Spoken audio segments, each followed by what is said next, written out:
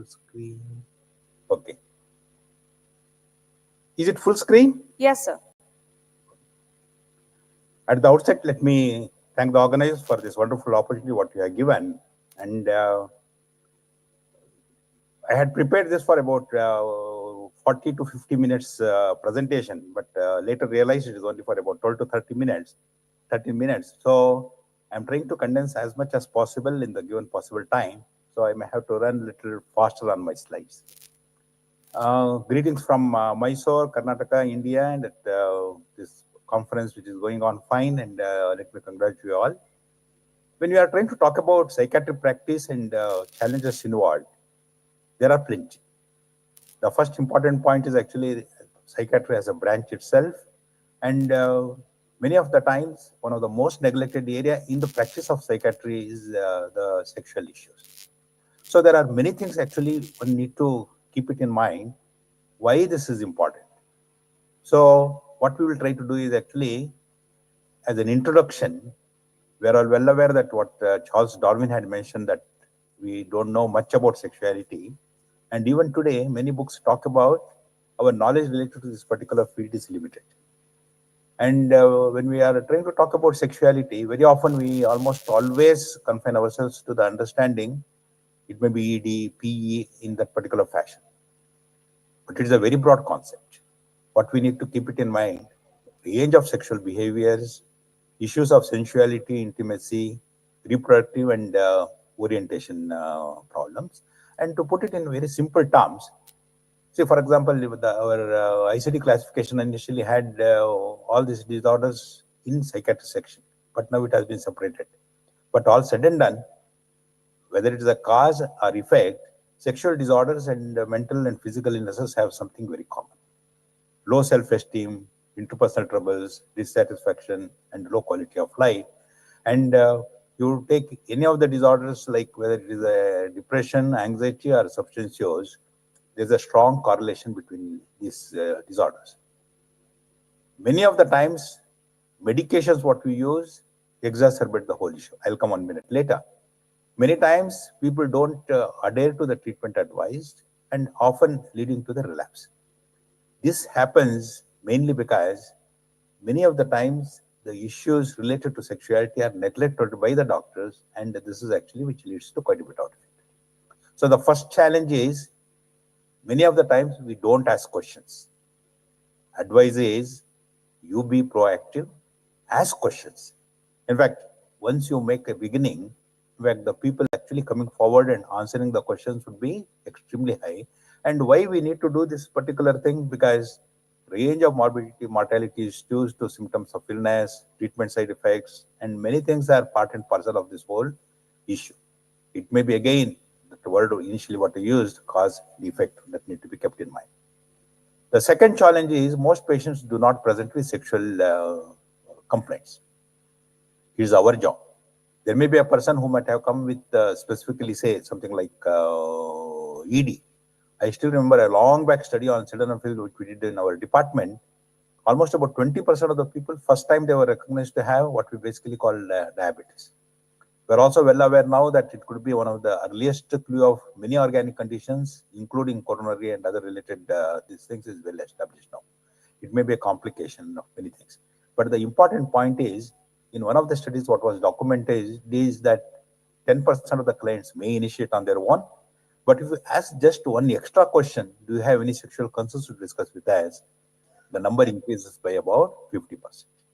A time may come that neglecting sexuality could be actually treated as a negligence on the part of the doctor, and one should be very well aware of. The third challenge is, when we ask our postgraduate students to work up a case, they focus on something like, say, it is a dissociative state, they will ask about sexual trauma. It is a depression, means they will ask about libido. This is not going to work. In fact, the history should start from the beginning and proceed. Every complaint needs to be elaborated in greater detail. And one of the terms what I can say is, it is to be something like sexual histories rather than one small information here there. Prevalence. Another challenge is, many people believe where sexual problems are present, Many people believe it is their private issue. Many people believe that if I ask about this sexual issues, whether I will be penalized or looked upon differently. Unfortunately, this particular diagram, what it actually shows, there are many horses there, but all said and done, unless you look at it very carefully, you are likely to miss it out. Same story. We did an epidemiological study on sexual disorders in South Indian population in our area. So also, we try to look into what we basically call in the elderly population, what are the type of problems. We are all well aware. One of the common understanding is that almost about 1/3 of the males and half of the female population suffer from sexual problems. You add any one of the drugs like antipsychotics, antidepressants. In fact, the chances that problem becomes double is actually very well recognized now. And a time was there when we used to think sexual problems are actually in the parts of the mind and that is actually the behavior related to it. But now we are well aware range of biological factors and more particularly systemic disorders are responsible for many problems. They coexist, and this is one of the reasons we should. One important point in psychiatric practice, or in fact, this may be one of the important advice for non-psychiatrists. If somebody present with chronic fatigue, minor discomforts, repeated evaluation, multiple somatic complaints, and these are the cases, if you are not finding anything particular problem, don't label it as something idiopathic and just send them off. Your job is to find out whether sexuality is an issue, and this is actually has been recognized as one of the important problems. So, what actually need to be done? I always say there are three important things. One of the important challenge in sexuality practice is people believe that a lot of major tests need to be done, but not so. It is history, history, and history. That will provide exactly what are the issues which are related in majority of the individuals. Only there are few tests which are necessary. The two, if you are planning something, the very greater degree of going into this particular problem. Individual versus couple. In fact, taking the history from both is extremely important. Many times individual comes and tells you only few things which may not be actually conveying any specific idea. Partner presented as normal. This is another important thing. Somebody else, we are treating some case of VD, then we realize even the partner is actually having vaginismus. Predisposing, precipitating, maintaining factors, all are important. Unfortunately, many of the international classifications somehow won't go into the details related to this. One important point we should remember is actually whether dysfunction or relational. Dysfunctions are those where there is a difficulty or problem in sexual response cycle. And if he is able to perform with a partner and he is not able to perform with another one, in fact, it is a relationship problem rather than sexual dysfunction. Indian psychiatry has come out with what we call as clinical practice guidelines, and I'm one of the authors related to that. It is open access very easily, indianpsychiatry.org. You can download it. And when we are trying to look at the problem, many of the times we focus on only one aspect, say ED. Giving some drugs to actually correct ED is maybe one aspect of it, but you are missing out on many things. And keeping that in mind, say for example, ICD-11 or DSM-5, they are not succeeded in actually covering many of these aspects. There is a WPA classification which talks about, say, there are two major components. Axis 1, clinical disorders. So also, in fact, a comprehensive evaluation necessary for mental and other general medical disorder. Disabilities, from none to massive, contextual factors, starting from family, education, economic, culture, personal, all of these things are extremely important, and because they affect quality of life, there is a visual analog scale to cover that. And when we are trying to talk about evaluation, this is one of the major important challenge, how much to do, what actually to be done. And when we look at, many of the people need only the basic tests. Whether hormones are to be done necessarily, I'll come 1 minute later. And very sophisticated tests are necessary in those individuals where we are planning something little bigger. Why hormones? Say if somebody is suffering from diabetes, hypertension, or many of these type of things, one of the areas what actually keep in mind is actually appearance of secondary hypothyroidism, because there are specific type of globulins which block testosterone function, so also other hormones which can actually lead to difficulty. Evaluation. There are plenty of scales are available. It all depends upon whether you are clinical point of view or from the research point of view. And again, in Journal of Psychosexual Health, a great review has been done related to the assessment scale for sexual disorders. Those who are interested, Please have a look. The important challenge is, it is not something like he is having ED and you evaluate and that is the end of the story. If it is present for 6 months, in fact, whether the lifelong acquired, generalized or situational, what is the degree, and how it has affected partner, relationship, personal vulnerability, cultural and other medical factors, all need to be kept in mind. And the same story goes with gender dysphoria or paraphilic disorders. I will not get into. Coming to treatment, see, we did one study on about 200 plus patients from our clinic and from another institution. What we found was that almost many of them are related to what we call misconceptions, correcting them. Sophisticated, what we basically call the psychological sophistication, which tells us whether a detailed intensive therapy need to be planned or not. So there are a few common things. Remember, many people have ignorance, educate them. Cultural taboos by removing, and poor communication skills by teaching, and if a specific cause is present, how it can be removed. In case of man, all ED, for example, take example the prototype, they talk about use of PDE5 inhibitors. There is nothing like one is more important or the other one is less important, but all said and done, an a la carte method, reaching a maximum level, how you advise, all these points are extremely important to be kept in mind. They are very safe drugs. There are only relative contraindications, prolonged, long-standing, ultra-high dose of sildenafil not producing any problem. We have actually documented. One more challenge is whether other drugs can be used. Those which are centrally acting, those which act at a local level like sildenafil citrate, and the conditioners like testosterone. All of these things can be combined depending upon judicious. If comorbidities are present, must be treated. When you are trying to talk about specific psychiatric disorders, say psychotic disorders, almost all the areas it can affect, both qualitative and quantitative point of view. And one should almost keep it in mind, any of the phases of sexual response cycle like desire, arousal, orgasm can be affected. If desire is the major problem, say take an example in case of schizophrenia or in case of depression, the arousal and orgasms are bound to get affected. And for many of the disorders, sexual problems itself may be the one of the causative factor. So if we try to take a psychotic disorder, before initiating treatment itself, it could be present.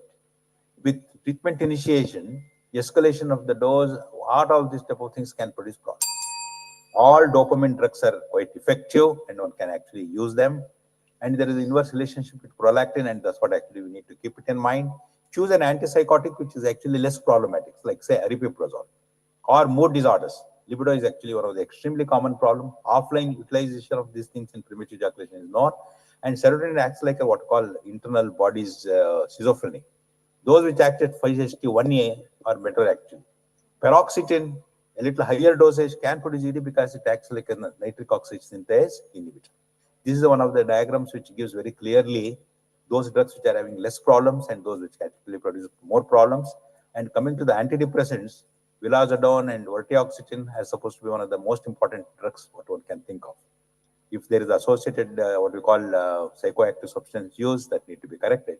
Coming to female, one of the things actually has been found that it is actually primary inhibitory, that emotional satisfaction components never gets attended by what we basically call these PDE5 inhibitors.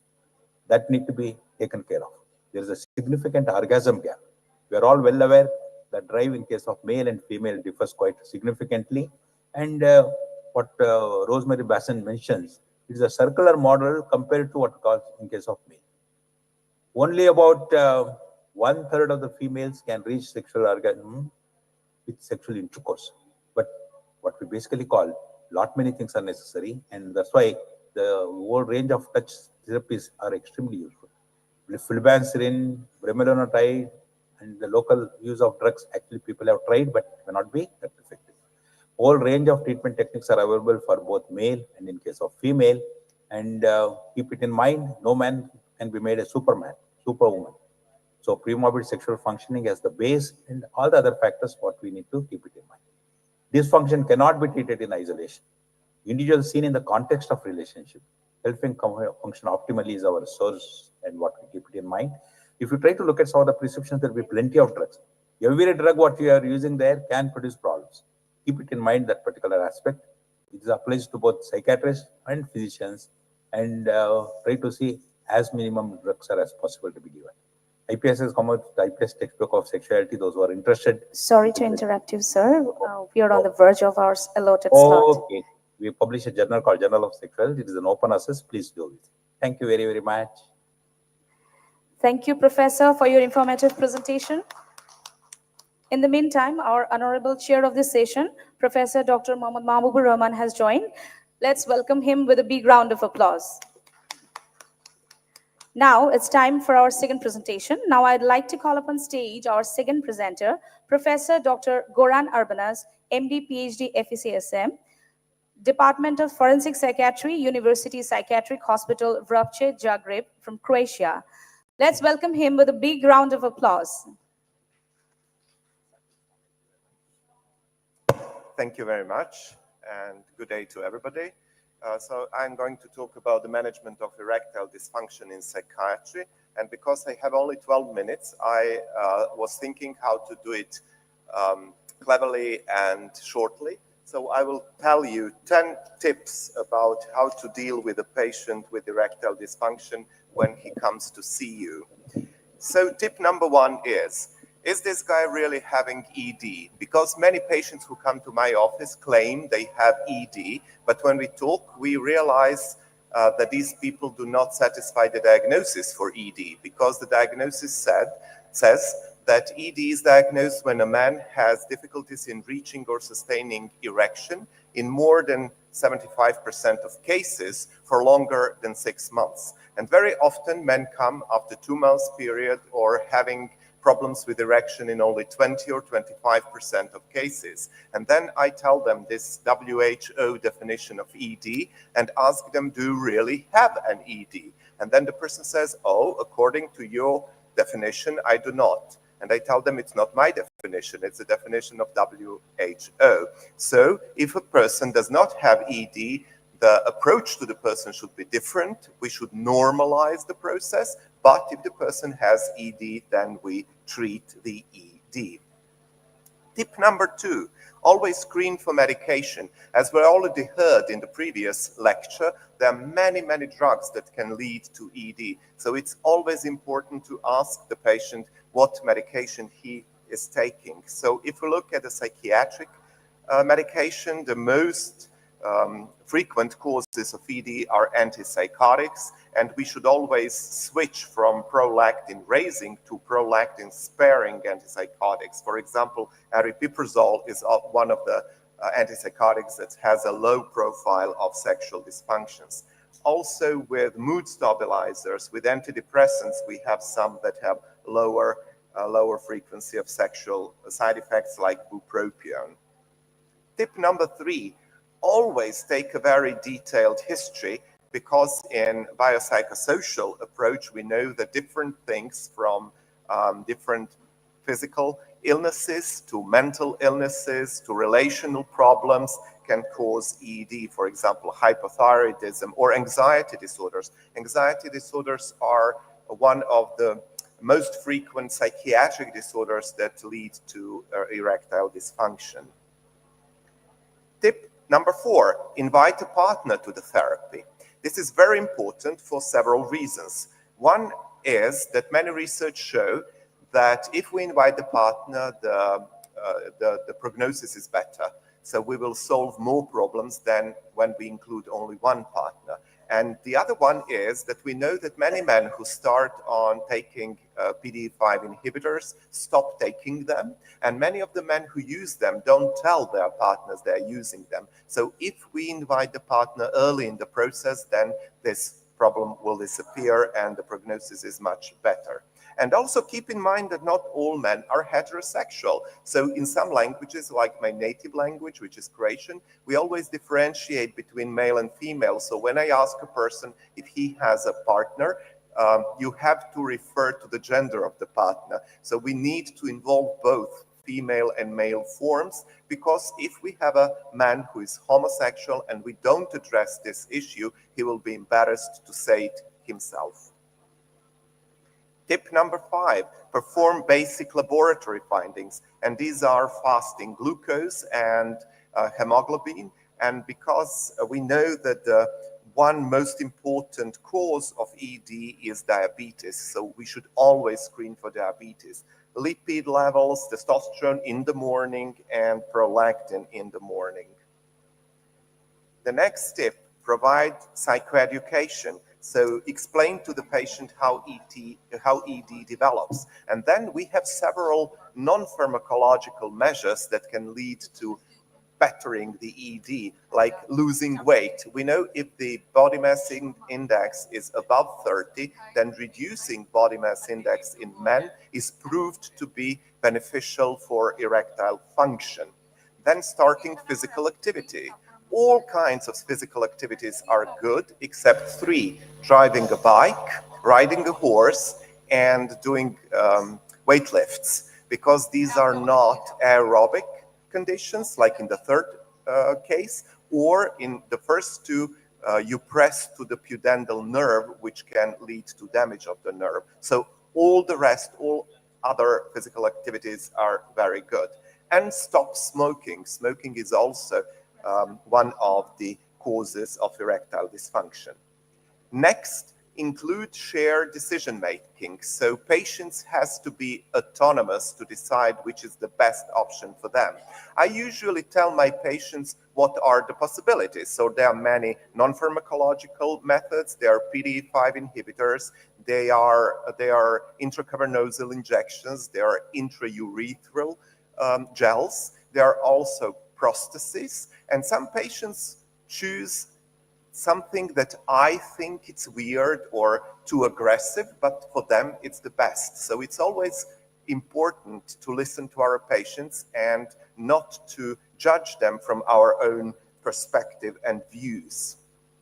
But we need to provide them enough information so that their decision is informed. The next tip is, so the first line is PDE5 inhibitors, either on demand, or we can use tadalafil 5 milligrams daily. But we should teach our patients how to use it, because many men think it will work the next moment they take the drug, which is not true, of course. We need at least 45 minutes for the maximum effect of the drug. Also, you need stimulation, because also many men believe when I take the pill, I will just get a firm erection without doing anything. That will not be the case. We should not use it with nitrates. And also, people are very often afraid that they will get myocardial infarction, that they will have a heart attack. And actually, longitudinal studies show that men who are taking sildenafil or other PDE5 inhibitors have a lower frequency of heart attacks, and that is due to the fact that PDE5 inhibitors are vasodilators and they reduce the blood pressure. So actually, they do the same as all the other blood-reducing antihypertensive drugs. We should also use psychosexual interventions, primarily for the reduction of anxiety. Anxiety can be the cause of erectile dysfunction, but also anxiety is very often the factor that maintains the erectile dysfunction, because the person starts thinking, oh, I had this problem for the last 5 times when I attempted sex.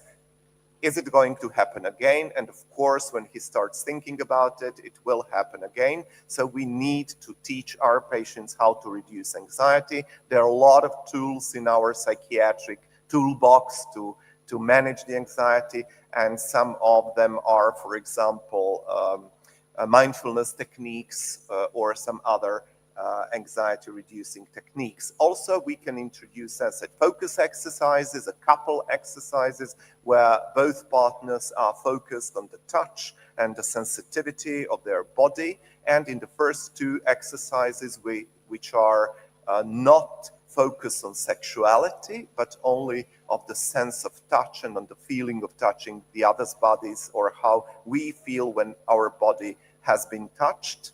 In that way, we also reduce anxiety, and then we proceed to next levels of genital touching and sexual exercises.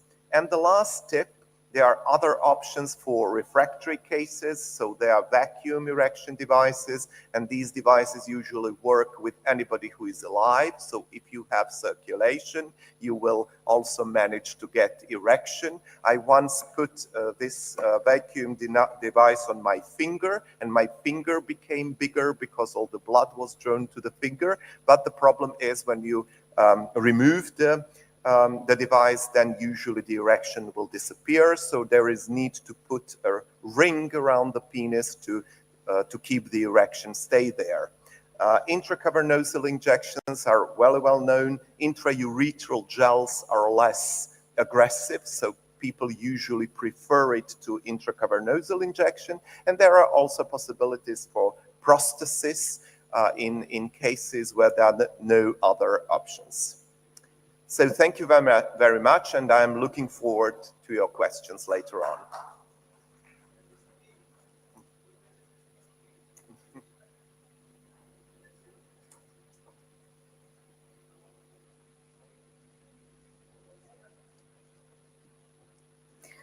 Thank you, Professor Dr. Goran Arbanas, for your informative presentation.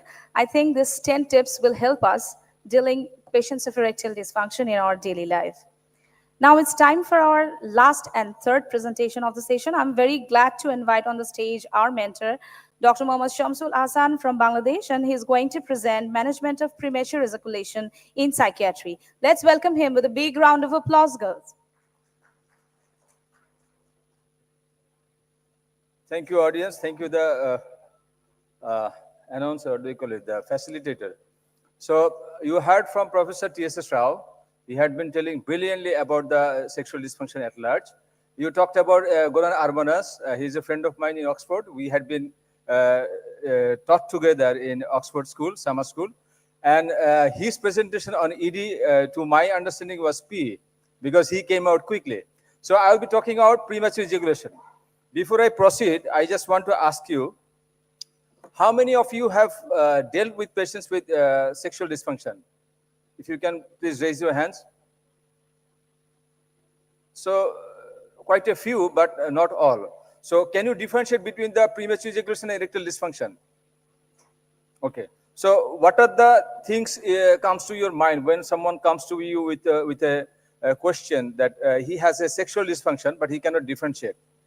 Okay, he says that I'm not getting the sort of Raja. They said that Amar Raja says. In Bengali, they say Amar Raja nai. In the village areas, they say Raja means king, and they say I don't have Raja, means he doesn't have king. But actually, he meant he is not getting this. He doesn't spill out semen. So before I proceed, I just want to ask to you, which is the most prevailing male sexual disorder? Option 1, HSDD, a hypoactive sexual desire disorder. Option 2, erectile dysfunction. Option 2, premature ejaculation. Option 4, delayed ejaculation. Option 5, dyspareunia. Any guess? Any luck? P. So you already know what I'm going to talk. So it's very easier. You are absolutely right. I'll be just quickly touch upon what is P, diagnostic tool, medical management, psychological management, and I will basically summarize how I deal my patients, because it's a meet the expert session. So there are 3 dimensions in P, 3 conditions. One is the person comes out quickly, and according to DSM-5, it is less than a minute. Means after penetration up to ejaculation, the time difference has to be less than a minute. Number 1. Number 2 is he doesn't hold it for a longer time. He wants to hold it for a longer time, but he fails. And number 3 is it creates a distress in the patient and the partner. So these are the 3-dimensional condition, and that has to be there for 6 months, like my friend has said. And according to DSM-5, that has to persist for at least 75 to 100% of the cases. So that is a problem. The problem is whenever people comes to us, they say, I got married newly, I'm coming out quickly, and my wife is about to, go out. He is going to leave the relationship. So what to do? Should I tell him, okay, the time is not up. You have to wait till next 6 months, because according to WHO, what Goran has said, I cannot, give you treatment. Can I do it?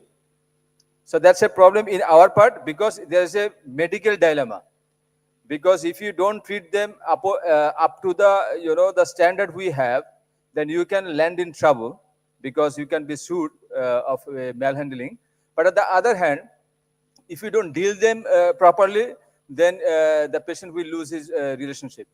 So it creates a distance among the patient and partner. I have said there are two types of PE. One is the lifelong, because the person comes out from the very first intercourse, and another is acquired, because means he had been doing well.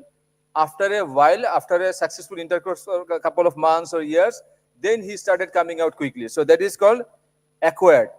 And acquired due to different reasons like prostatitis, like hyperthyroidism, like if someone is obese and he has got high leptin concentration. These are the factors which can cause PE. So it has again divided into three groups. One is the mild. The person comes out within 30 seconds to 60 seconds. Moderate means 15 to 30 seconds, and severe means either he has got anteportal, he comes out with before penetration or within 15 seconds of intercourse. So I'm just seeing my timeline. I just want to say something about a case Vinay. A man, he came to me in his 30s. He got married for 7 months, and he's coming out within 30 seconds. So he had premarital sex. Before marriage, he had sex, and the result was same because he comes out quickly even before the marriage, and he's coming out quickly even after the marriage. So what may be the possible diagnosis? Option A, erectile dysfunction psychogenic. Option 2, premature ejaculation lifelong. Option 3, premature ejaculation or PE acquired. Any guess? How many of you tell it is lifelong? How many of you think it is acquired? No one. So you all know. Fantastic. So according to ISSM, International Society for Sexual Medicine, so how do we diagnose this? We have a validated tool which is called PEDT, premature ejaculation diagnostic tool, which has been validated in Bengali by one of our psychiatrists. And according to this, there are 5 questions. If your number, your score is not your patient's score is 8 or less, no PE. If it is 9 to 11, it is probable PE. That means that has to be excluded. That has to be confirmed by a psychiatrist or a specialist. But if it is 11 or more, is confirmed PE. So we know what is PE. We know how to diagnose it, and it can be diagnosed either using PEDT, or you can use the IELT, intravaginal ejaculatory latency time. So see at the last point.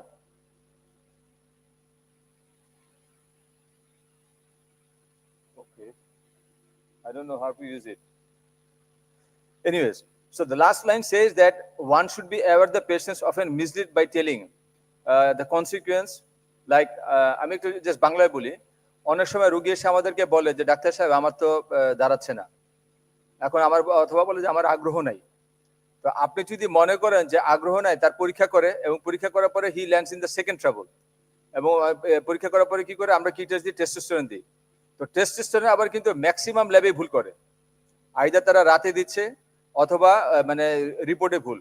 তো আসছে কিন্তু সে P নিয়ে, কিন্তু রোগী বলছে কি আমার দ্রুত আমার তাড়াতাড়ি হয়ে যায়, রোগী বলছে যে আমার উত্তেজনা আসে না, আমার আগ্রহ হয় না, অথবা আমার পেনিস শক্ত হয় না। Basically, he is talking about performance anxiety. So we need to see the course. And the course says,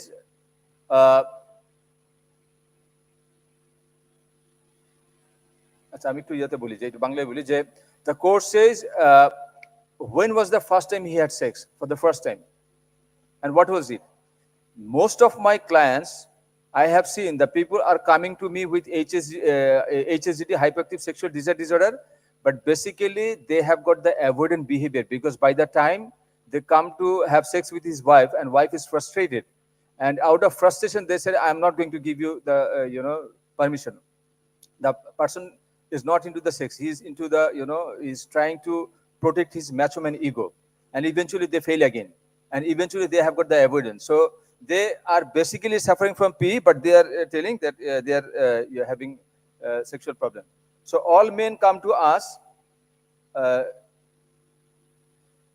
Okay, a 36-year-old male come for low desire, no erection, but he is to perform. He can perform, and he comes out quickly. He is not hypertensive, not diabetic, not dyslipidemic, non-smoker. Premorbid personality was anxious trait. Predisposing factors: wife was critical of his performance, and course he had P at the very beginning, and see, he got married when his wife was 17, and he was not enjoying sex.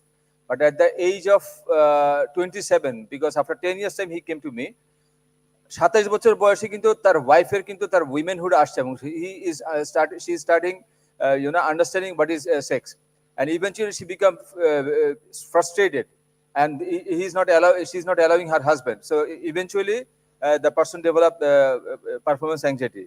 So, and sometimes there are in-laws factor as well which can create problem. So all men come to us, we should give them basic psychoeducation about the human sexual response cycle. Inclusion of the partner is must, like Professor Goran has said. In lifelong P, according to Western guideline, physical examination is advisable. But if it is acquired P, for example, having prostatitis or having hyperthyroidism, physical examination is a must. So the treatment we give is online, on demand, dapazoxetine, 30 to 60 milligram. But Dr. Moni was saying, waving his hand, then it doesn't work. I do agree with you. It doesn't actually work. So I personally give my patients SSRI. My personal way of treating is, if the person is coming with mild to moderate P, I put them on escitalopram or sertraline. I usually discourage sertraline because many of my patients at the beginning has got restlessness, so they avoid it. So escitalopram is a better option. If someone has got antiportal P or they have got severe P, I put them on paroxetine, 10 to 40 milligram. And if that doesn't improve, you can give clofranil. So SASM has given a guideline. Oh, I don't have much time. So according to the guideline, any patients having premature ejaculation, because this part of the world, many of the patients may not have sex or prior exposure. So the South Asian Society for Sexual Medicine has advocated, if someone comes to you with coming out quickly with masturbation, or he has a partner and he's coming out quickly, we have to check whether the person has got associated ED. If they have got associated ED, I'll tell later, but if the person has got P but no ED, we put them either on dapazoxetine 30 milligram. If it doesn't work, we give 60 milligram. And if it works, we continue. If it doesn't work, we refer to the specialist. It's for the GP. And if someone has got P along with ED, we put them on sildenafil, 30 to 60, 50 to 100 milligram. If they improve, we continue. If they don't improve, we give them sildenafil. On the top of that, we give them dapazoxetine. If it improves, we continue. If it doesn't improve, we don't continue. That is the SASM guideline. But unfortunately, I was missing there. In 2019, I could not go to Bangalore. I should have protested, but I have my own way of dealing my patients. It's not a guideline, but it's my personal experience, since it's a meet the expert session. Sorry. So whenever anyone comes to me, I try to see whether they have got anxiety trait. If they have got anxiety trait, I put them on daily SSRI. If they have got antiportal or severe P, I put them on paroxetine. If they come with mild to moderate P, I put them on escitalopram or sertraline. If he has got associated P along with ED, I put them on daily tadalafil dose. The reason I put tadalafil, because tadalafil has give you a wider option. It works for 36 hours. So if someone has got performance anxiety, he will still have erection if if you can get SSRI along with tadalafil. And if it doesn't work, I can switch to sildenafil. If it doesn't work, I tell them to sex therapy, refer to sex therapy. If someone comes to me with hypersensitive penile skin, how I know it? Because if there is a penile skin dysfunction, so he will say, I can do foreplay for hours, for 10 to 15 minutes, but whenever I go inside, I come out quickly. If the patient has got this sort of problem, I give them lidocaine-pilocaine combination. Once they get lidocaine-pilocaine combination along with SSRI, they get better over time. If they don't get improvement, I put them on sex therapy, and if it doesn't, I refer them the patient. What if someone comes with P and bipolar disorder? I cannot give them a daily SSRI because it will trigger the mania. So in that case, I give either dapagliflozin or I can give a cream. If doesn't improve, I send him the patient. So since it's not, I don't have time, I'm just switching. I am just telling one thing, the pre-seed model, probably Professor TSSO has been told. Pre-seed model is good for someone who is not expert in sex therapy. And pre-seed stands for permission, limited information, specific suggestion, and intensive therapy. So the first two part can be given by the nurses and social worker, but you can give specific suggestion like stop and start technique and squeeze technique. And if it doesn't work, you have to give intensive therapy and you have to refer to the sex therapist.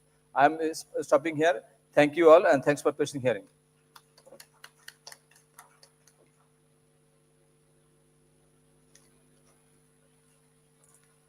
Thank you, Dr. Mohammad Shamsul Hassan, for your audience-engaging presentation.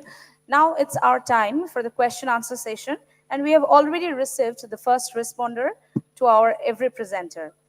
Our first responder to our first speaker is Dr. Noori Jannat Nishba. Dr. Noori Jannat Nishba, you are requested to raise your hand. Our volunteer will pass the mic to you. Our first presenter, Professor Dr. TSS Rao, sir. Sir, can you hear me? Yes, I can hear you. I can hear you. Yes, sir. Sir, our question is Dr. Noori Jannat Nishba. Please put your question. Assalamu alaikum. My question is, what kinds of measure we can provide our mentally ill patient to ensure healthy sexual practice?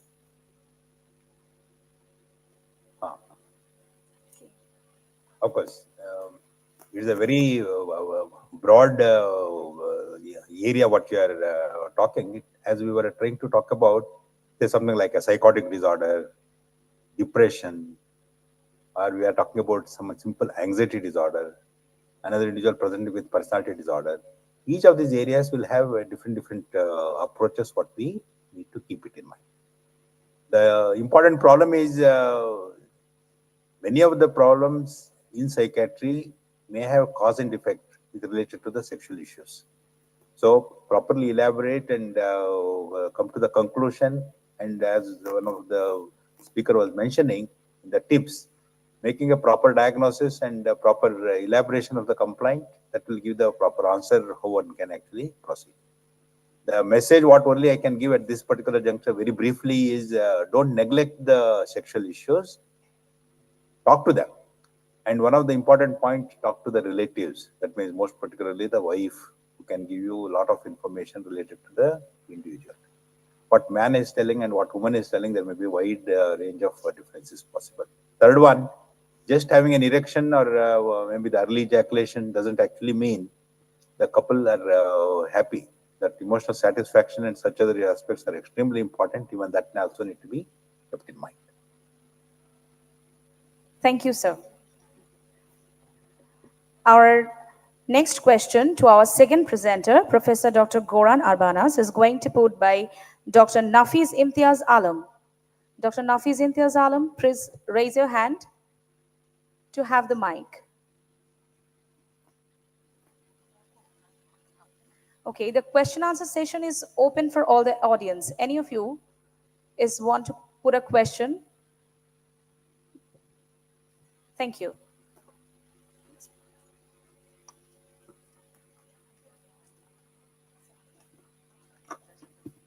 Thank you, Doctor, and thank you, Professor Goran, for excellent presentation. I have already submitted the question in the link. So my question is, how long can we use the PDE5 inhibitors without any risk to our patients? Because it can be used both in the purely psychogenic and the psychogenic ED and the ED comorbid with other disorders. But how long can we use without any risk the the PD-5 inhibitors? Okay. Thank you for the question. So if I understood it right, you ask about the use of PD-5 inhibitors in people with organic and psychogenic.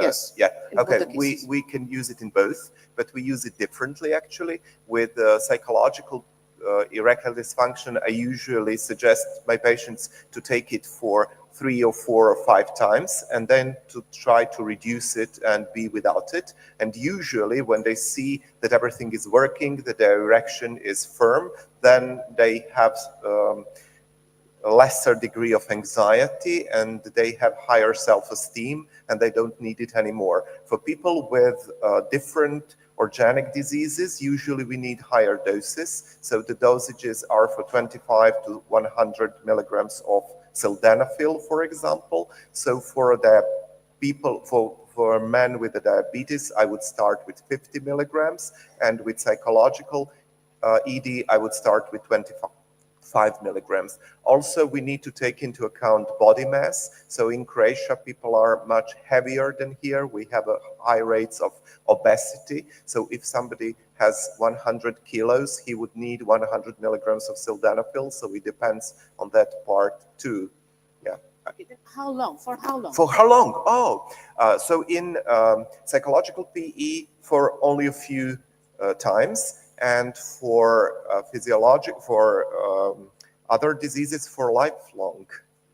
It can So be used forever. lifelong. Forever. Okay. And we can use it because we use antihypertensive drugs forever for the life. So it's the same with PD-5 inhibitors. And we sometimes do use PD-5 inhibitors in people with hypertension with no ED, especially in children. Thank you, sir. Thank you, Professor. Our next question to our third speaker should be put by Dr. Anika Tabassum. Dr. Anika Tabassum, please raise your hand.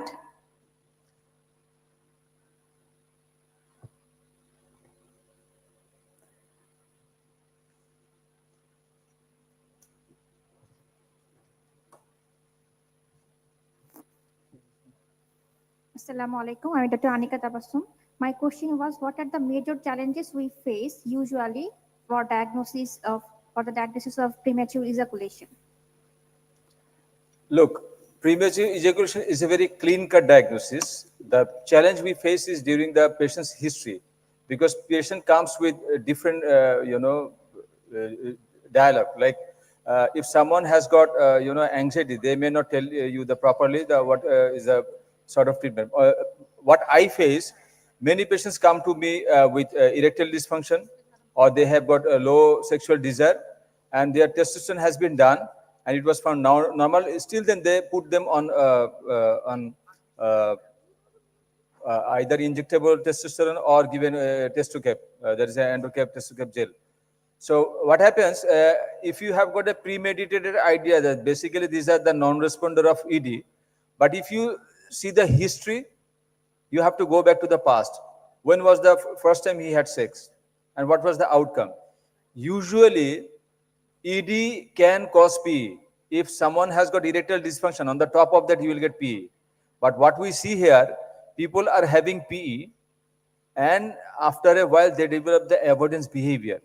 And for the avoidance behavior, they are reluctant, or their wives are reluctant to have sex.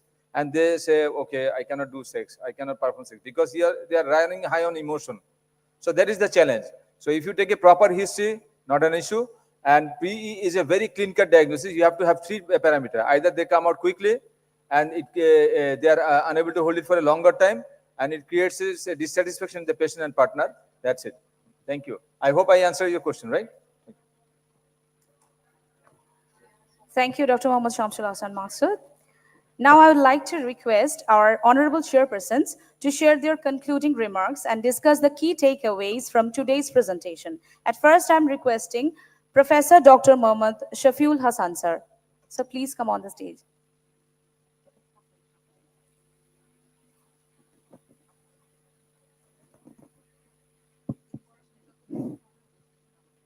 Honorable speakers, distinguished participants from home and abroad, good afternoon.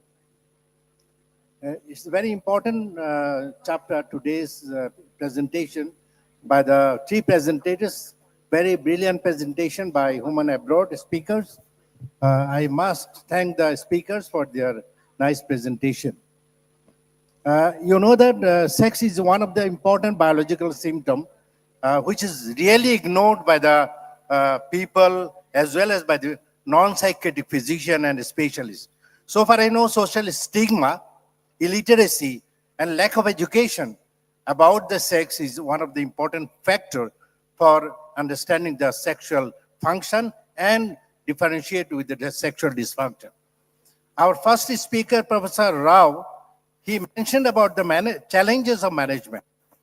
He said about the self-esteem, diminished self-esteem, interpersonal troubles regarding the sexual functioning, and general health issue is also important. So he rightly mentioned about the factors which are very much challenging for management of this sexual dysfunction. He also mentioned of the biopsychosocial factors.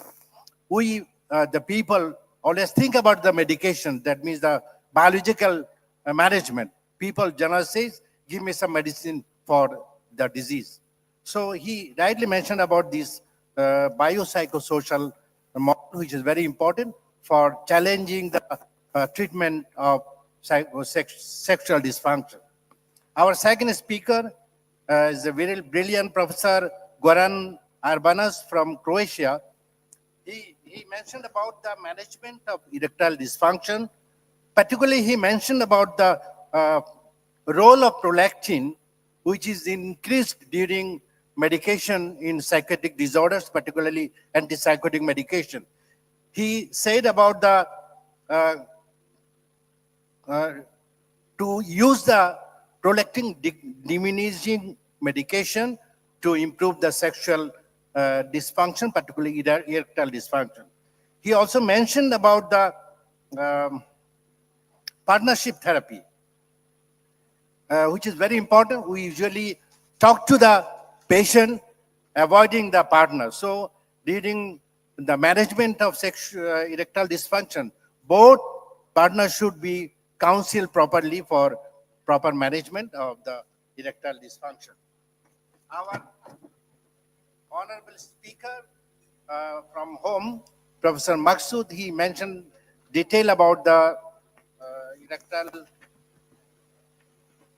male sexual disorders regarding the diagnosis, objectives, and about the scoring. He rightly mentioned about the diagnosis in details. So we are really benefited by the points of diagnosis for the male sexual disorders particularly. He mentioned also about the objective of sexual disorders. And then he mentioned properly about the psychogenic dysfunction, which is very important in the management of sexual dysfunction. He said about the psychogenic lifelong erectile dysfunction and also acquired one. And he also mentioned about the scoring in details, which will be benefited for our audience. And one of the important issues he mentioned is the performance anxiety, which is very much common in our Asian countries. So he mentioned about the psychosocial education to avoid these sort of factors. We usually, what in my view, regarding sexual dysfunction, is really challenging for the psychiatrists. As we know, from 2010, it is noticed to the psychiatrists. But due to social stigma, people does not know that they should come to the psychiatrist to talk about the sexual dysfunction and the management. They usually go to particularly to the dermatologist and other traditional healers. To avoid the people, for the benefit of the patient, we must avoid the people about the social stigma, about the identification of the disease and scientific management of the treatment. So I think today's this session is very important for our psychiatrists. It's challenging for the psychiatrists for proper management of the sexual dysfunction. So I must thank the organizers for inviting me in this session. Thank you very much. Thank you, sir. Now I would like to request our another chairperson, Professor Dr. Mohammad Mahbubur Rahman. Thank you. Distinguished speakers from this session, our respected teachers and colleagues. First of all, I like to thank Professor T.S.S. Rao.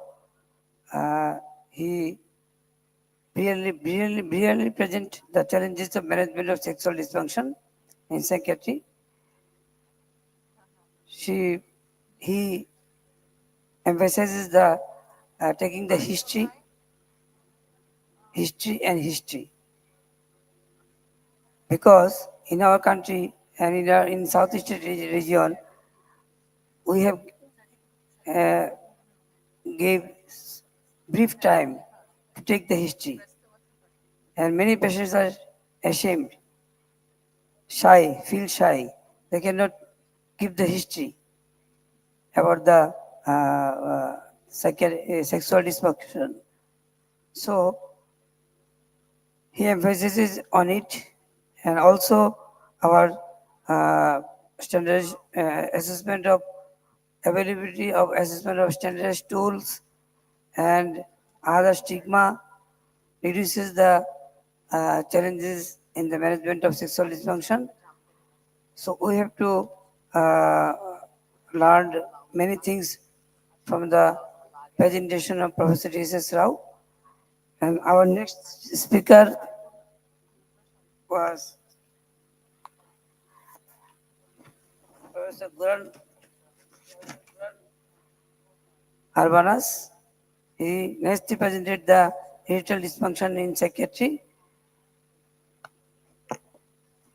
And in psychiatry, we know that she mentioned that medication-related erectile dysfunction and their causes, especially Professor Shafiul Hassan already mentioned that the prolactin level, the role of prolactin level in the erectile dysfunction, and other psychosocial factors like depression, anxiety, performance anxiety, and stress-related issues causes the erectile dysfunction. And our third presenter, Professor Dr. Mohammad Samsul Hassan Maksud, nicely present the management of premature ejaculation and stated the pharmacological management of erectile dysfunction in algorithm ways. So I thanks all three participants from home and abroad for their brilliant presentation. Thank you. Thank you, sir, for your valuable remarks. Now it's time to present a token of appreciation to our speakers. I would like to invite our speakers to receive the token of appreciation.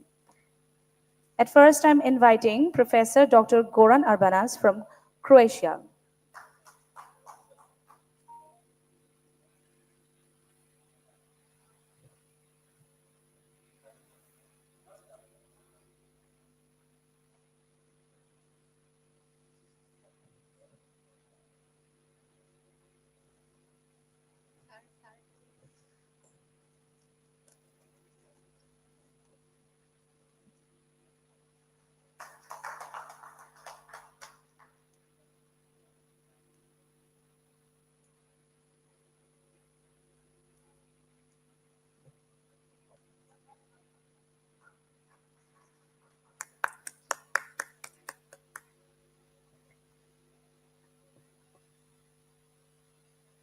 Now I'd like to request the chair and honorable speakers to stay a while on the stage. It's time to take a group photo.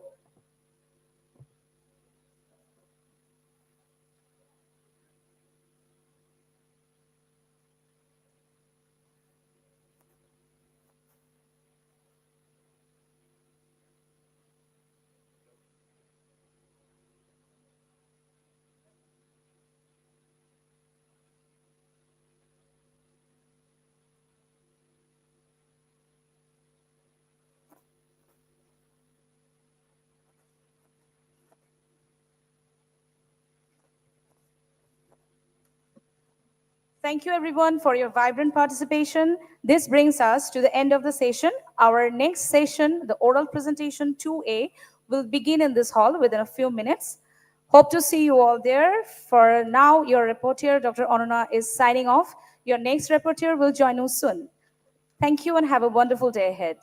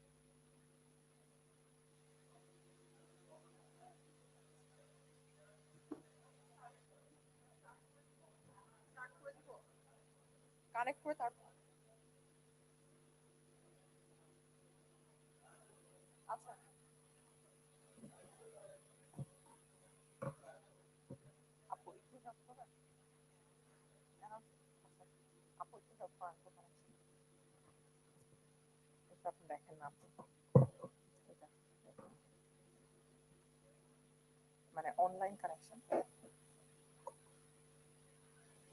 Start করে ফেলে হ্যাঁ Assalamu alaikum. Good afternoon, distinguished delegates, respected professor and honored guests.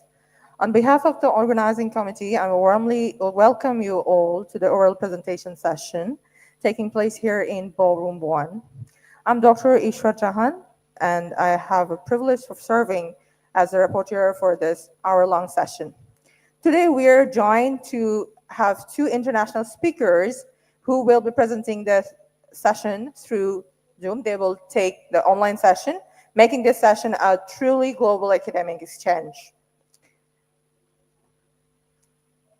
I would like to request all of you to have a seat, and we'll start the session shortly.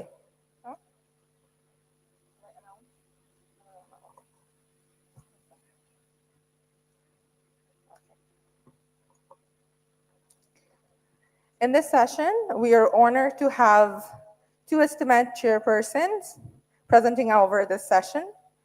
Our first chairperson is Professor Dr. Mohammad Wazil Alam Chaudhary Sir, who is an eminent leader in Bangladeshi psychiatric with major contributions to clinical services, medical education, and national mental health policy.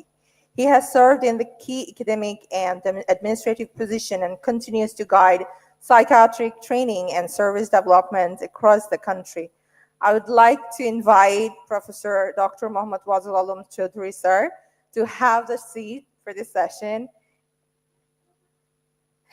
And for the audience, please have a big round of applause for Professor Dr. Mohammad Wazil Alam Chaudhary Sir.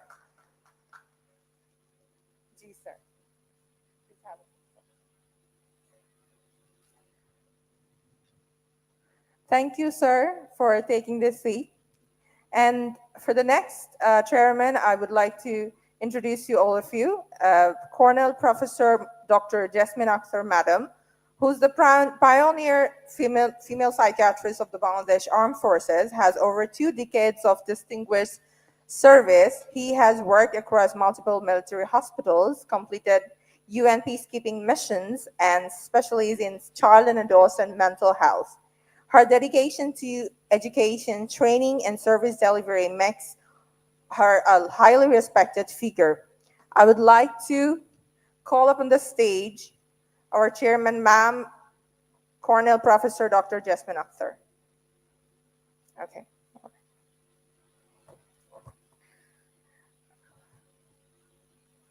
In this session, highlights 2 important areas of contemporary psychiatry.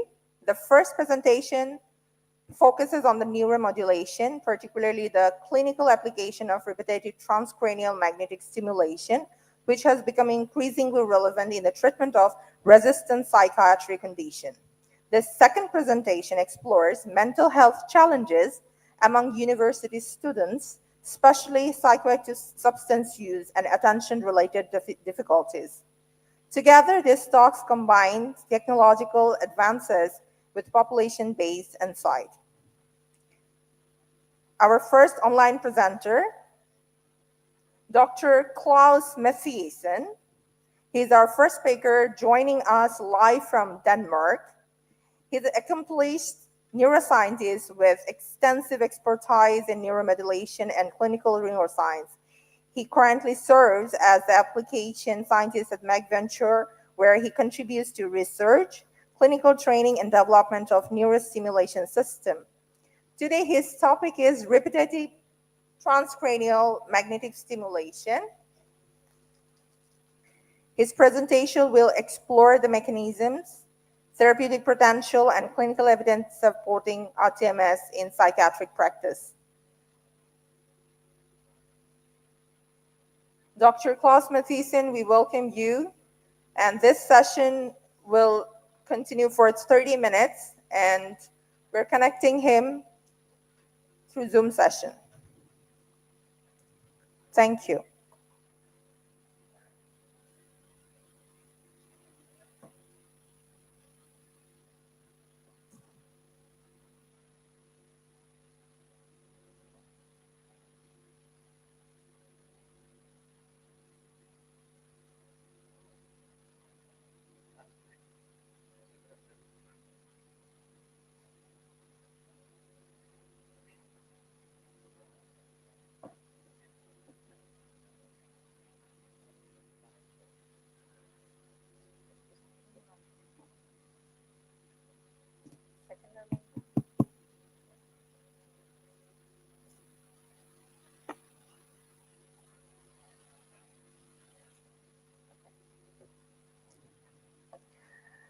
I'm welcoming Dr. Klaus Mathiesen for this session on the repetitive transcranial magnetic stimulation. Please have a round of applause for him. Thank you. Oh, yes. Sorry for being lost in all the links that I have been given. Can you hear me?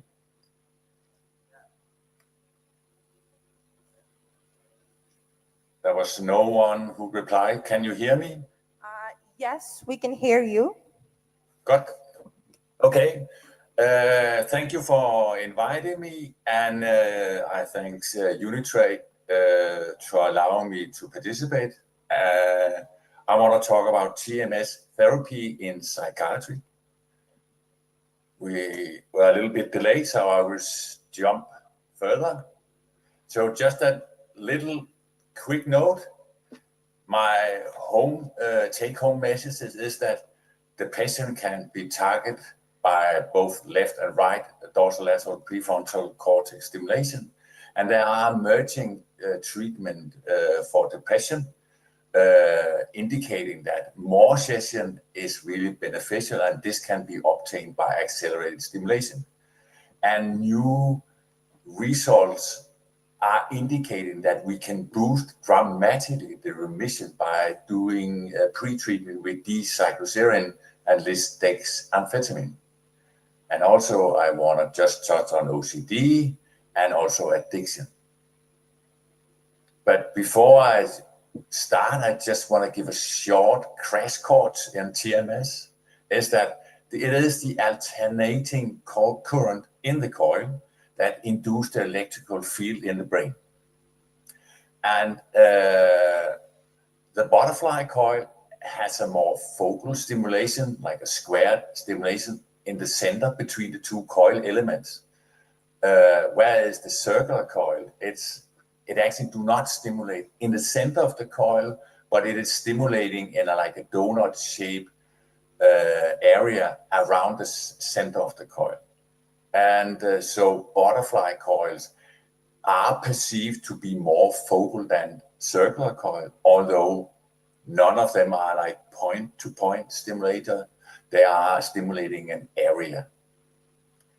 And important to know is that even a very focal stimulation gives rise to a widespread activation in the brain network. and high frequency causes an upregulation of the network like a LTP or long-term potentiation, and low frequency or continuous theta bursts will induce a lowering of network activity like LCD. And perhaps one of the reasons why we see effect as we see, and they are not immediately, is that probably chances that we are causing variation that the brain can use to adapt to occur or make treatment or change in the brain. So the mode of action of TMS, transcranial magnetic stimulation, is neuroplasticity. So that was the crash course. So we have 4 different approvals. And if we go into the major one, that is depression, 1/3 of remission, half of them are responding. Obsessive compulsive disorder, 1/3 is responding. Psychoactive substance use disorder or simply just addiction, 1/3 has effect of the treatment.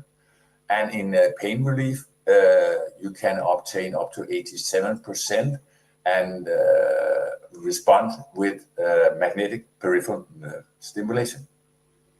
So, but I want to focus on the psychiatry component here.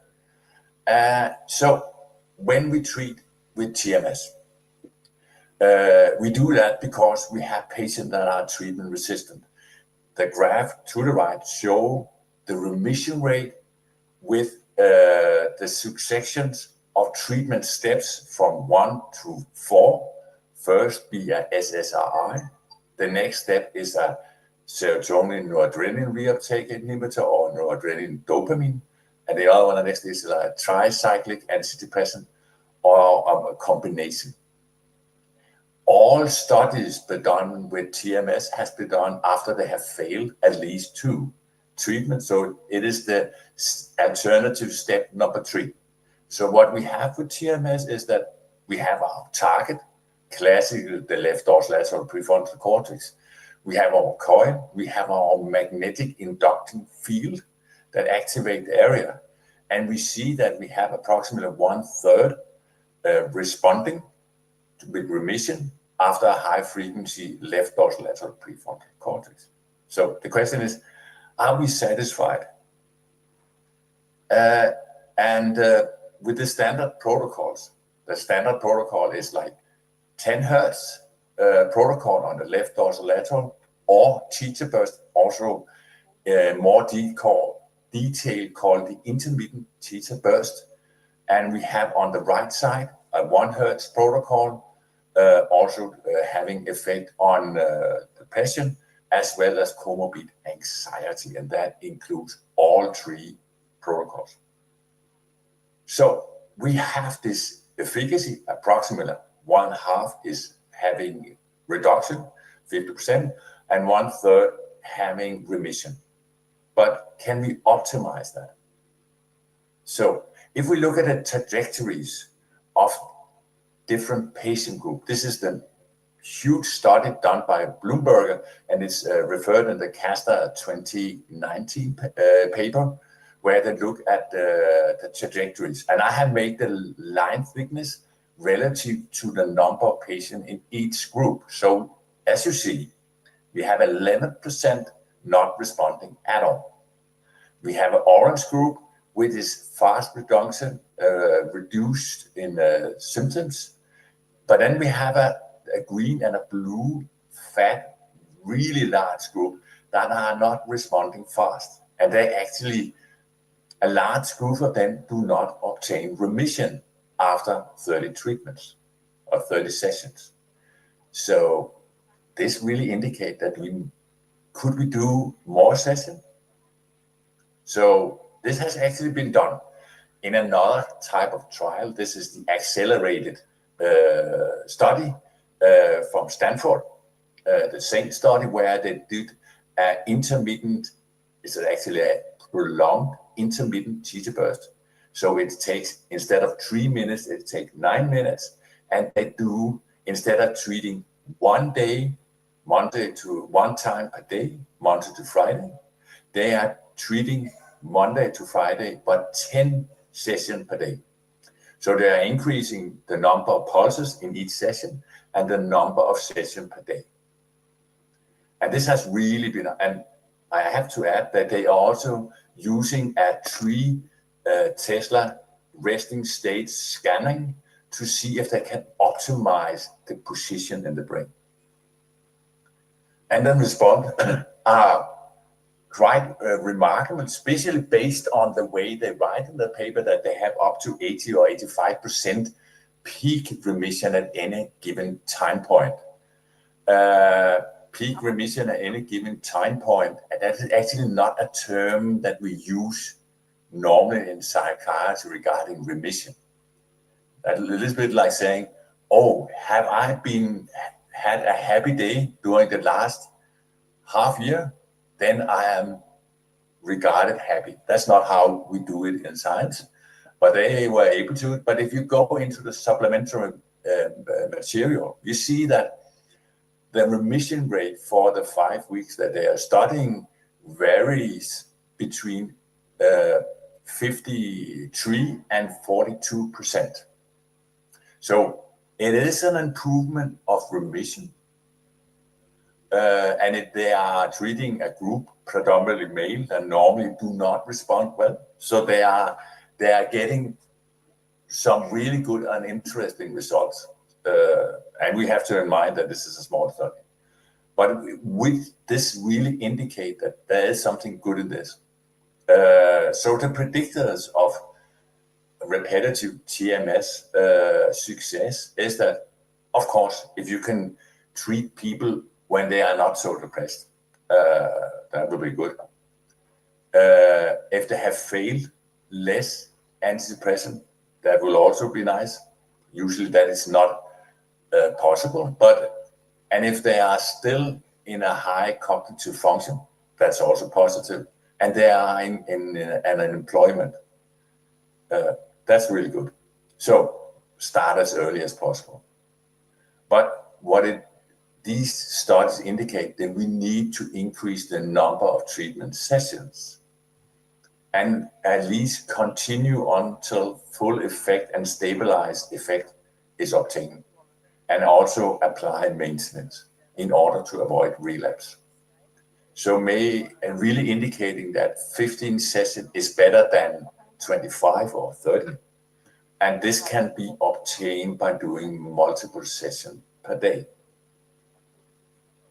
So that is one way of going into like having an effect. The other is that could we modify our brain so it's more receptive for TMS? And this is a group from the McGill University in Montreal in Dr. Canada. Klaus Massisen, sorry to interrupt Yeah. you. Are you sharing any slides or PowerPoint presentation? Because we are unable to see. That is, if you cannot see anything. No. Yes, I was supposed to share a lot of. Okay, could you please share your screen with us, because we are unable to see any screen. Okay, any presentation. Okay. Oh, thank you for saying that. Okay, it's all right. It's all right. Okay. So hopefully you had a good sleep. Let me see. I'm not familiar with Zoom, and I have to find the right version. I have this one. Oh, now it opens this one. Could you please check your screen? There is a green button on the upward arrow in the corner. Yes, but Yes, the chance is written that I want to share screen. Yes. Because I actually picked screen number 2, and it's I should press Yes. There's a share option in the green upward button. Yes. Yes. Now we can see. Can you please make it Now big? now I share not. Yes. Whoop, now it shares something. Can you else. make the full screen, please? Full Yes. screen. Yes. This is not Yes, because I'm yes. sharing the wrong Thank one. you so much. Yes. Now we are able to see. Please carry on. Okay. Thank you. Okay. Okay. We continue as nothing happened, and so we are. I know we are extremely pressed on time, and at least I am.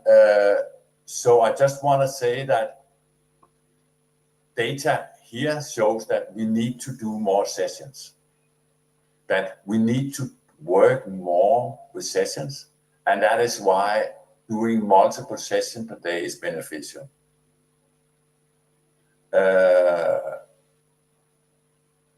So that is why doing multiple sessions is one way to go approaching this. And the other one is that changing the responsiveness of the brain. This is done by D-cycloserine.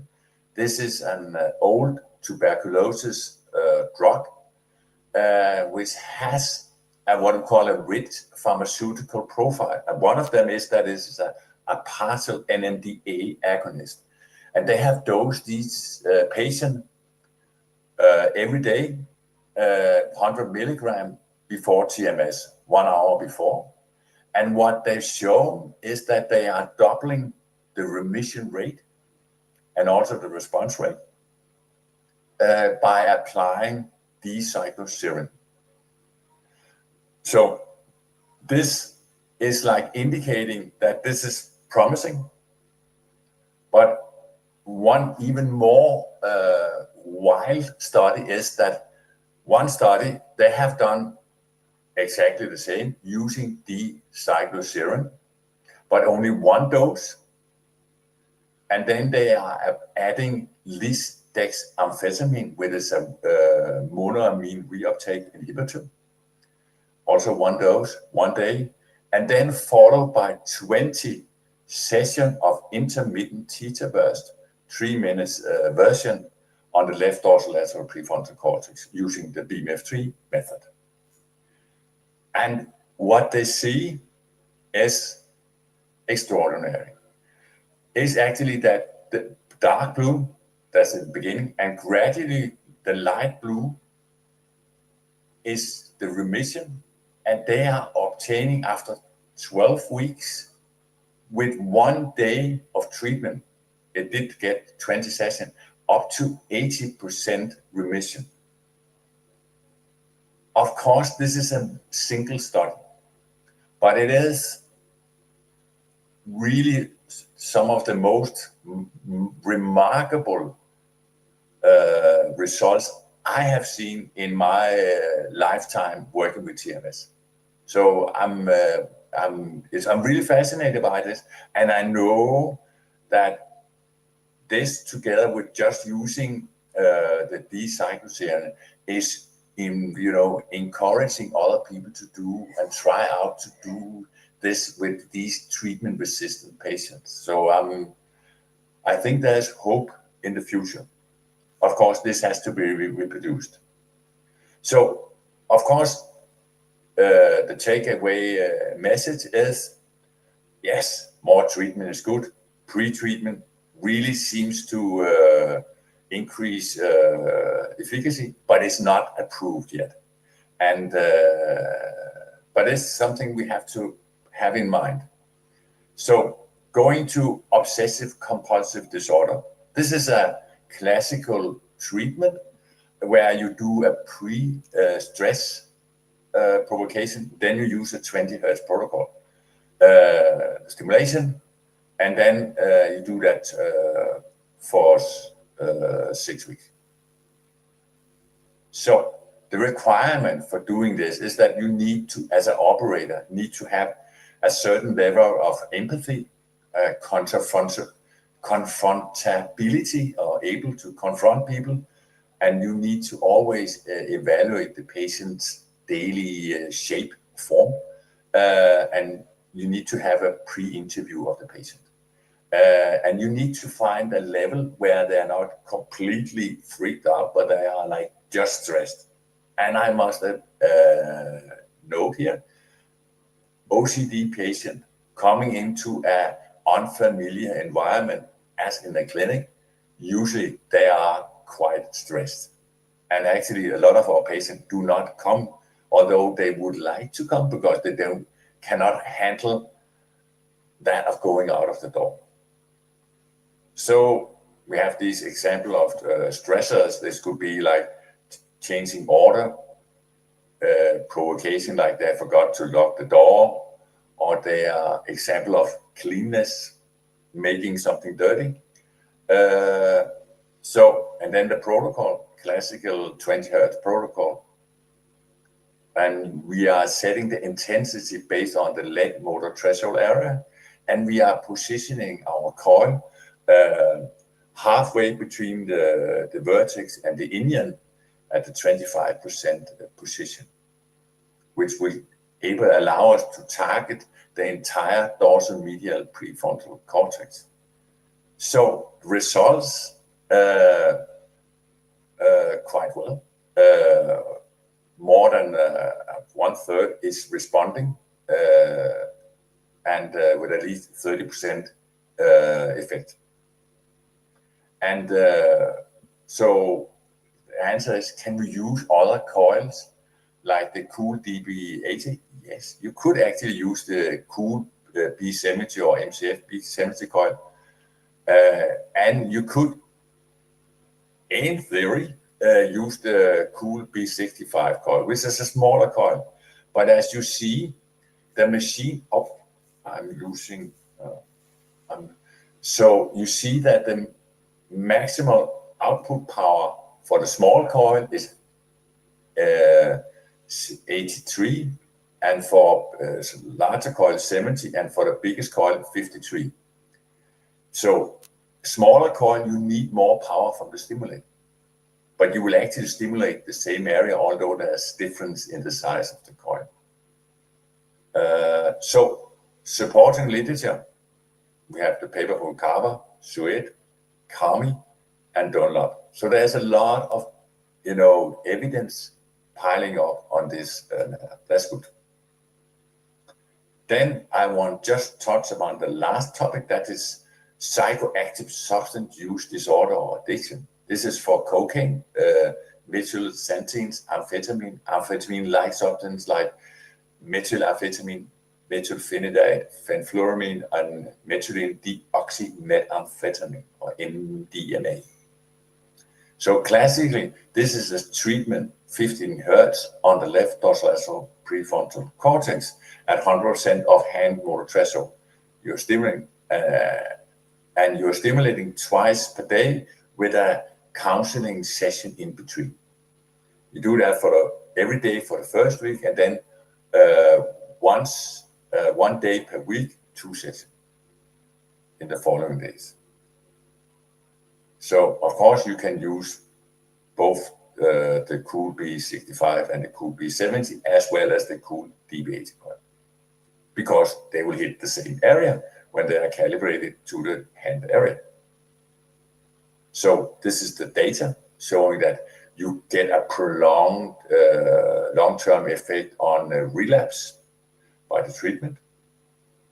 So the evidence based on this that led to the approval, Terrano, Poderoso, Madeo, and Lolly from 21. And Cardula from 21 also.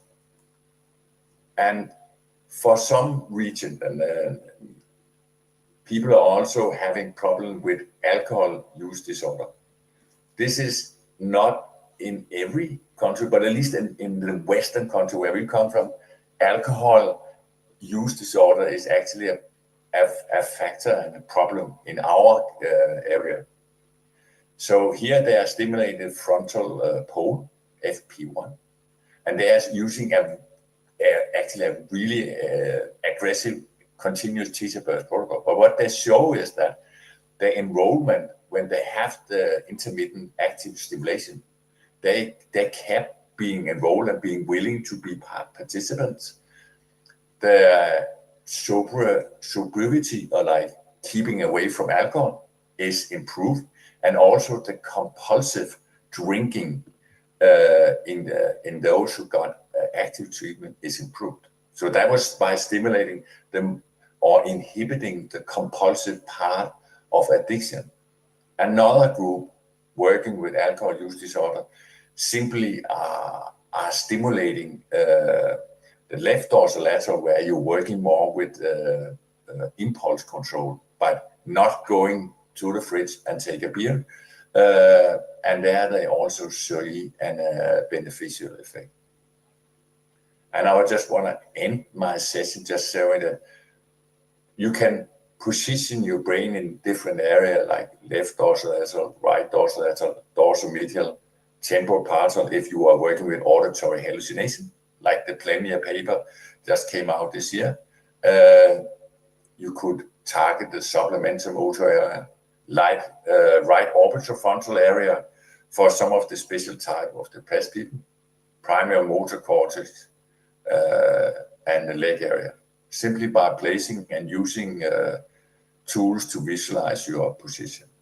So I don't want to go too much into the details of the different protocols in the case of time, and I just want to summarize the effect of our treatments.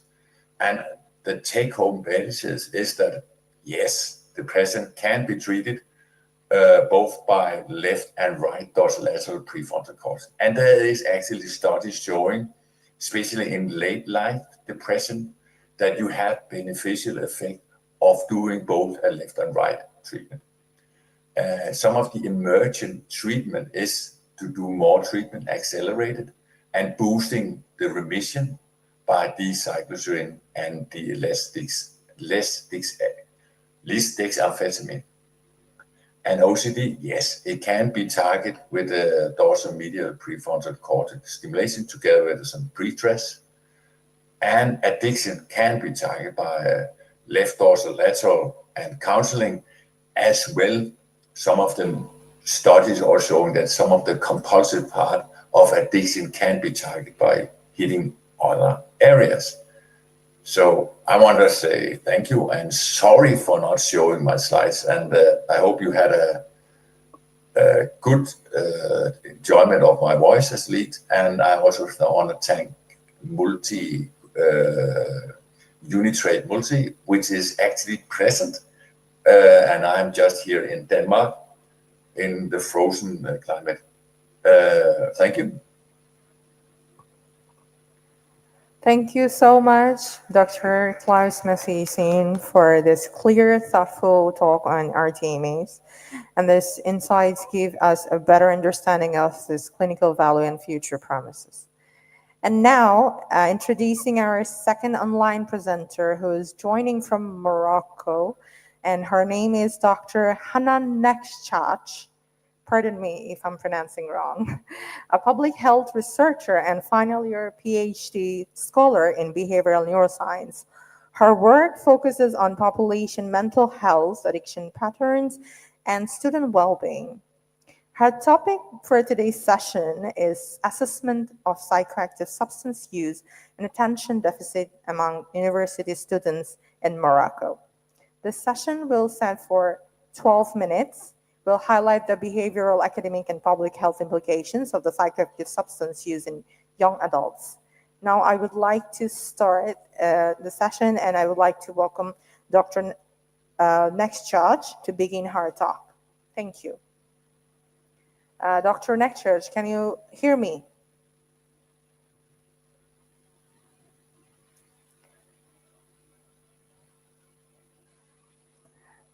Dr. Hanan Nekshach. Hello, everyone. Hello. Can you hear me? Yes, we can hear you. Okay. I'm trying to. Okay.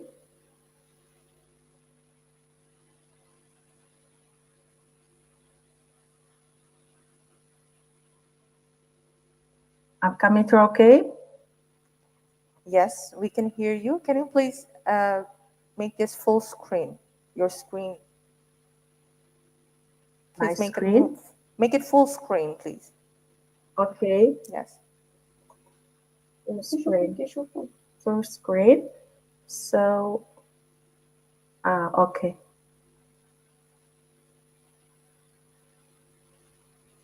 It's good? Yes, absolutely. Okay. Good afternoon. It's a pleasure for me to speak at the 12th International Conference Psychiatry 2025 held in Dakar. I would like to express my gratitude to conference organizers for their kind invitations.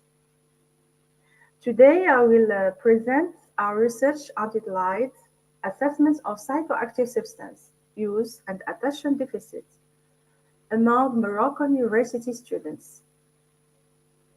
I'm Hanan Nishash, affiliated with the Laboratory of Biology and Health at Ibn Tufal University in Morocco. This study examines the crucial relationship between substance use and cognitive disorders among university students in Morocco. So,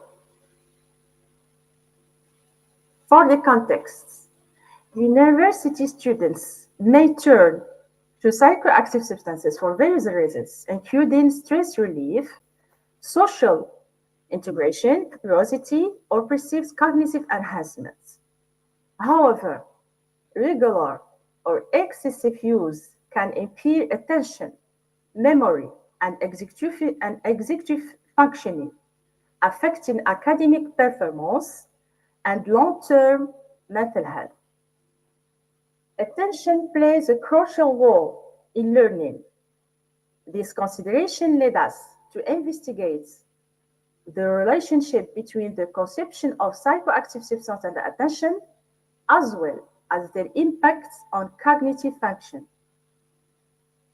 Understanding the patterns and motivation behind substance use in this population is important for developing effective prevention and intervention strategies.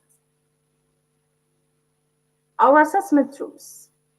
A sample of 2,239 university students aged between 18 and 35 years was required to participate in this study.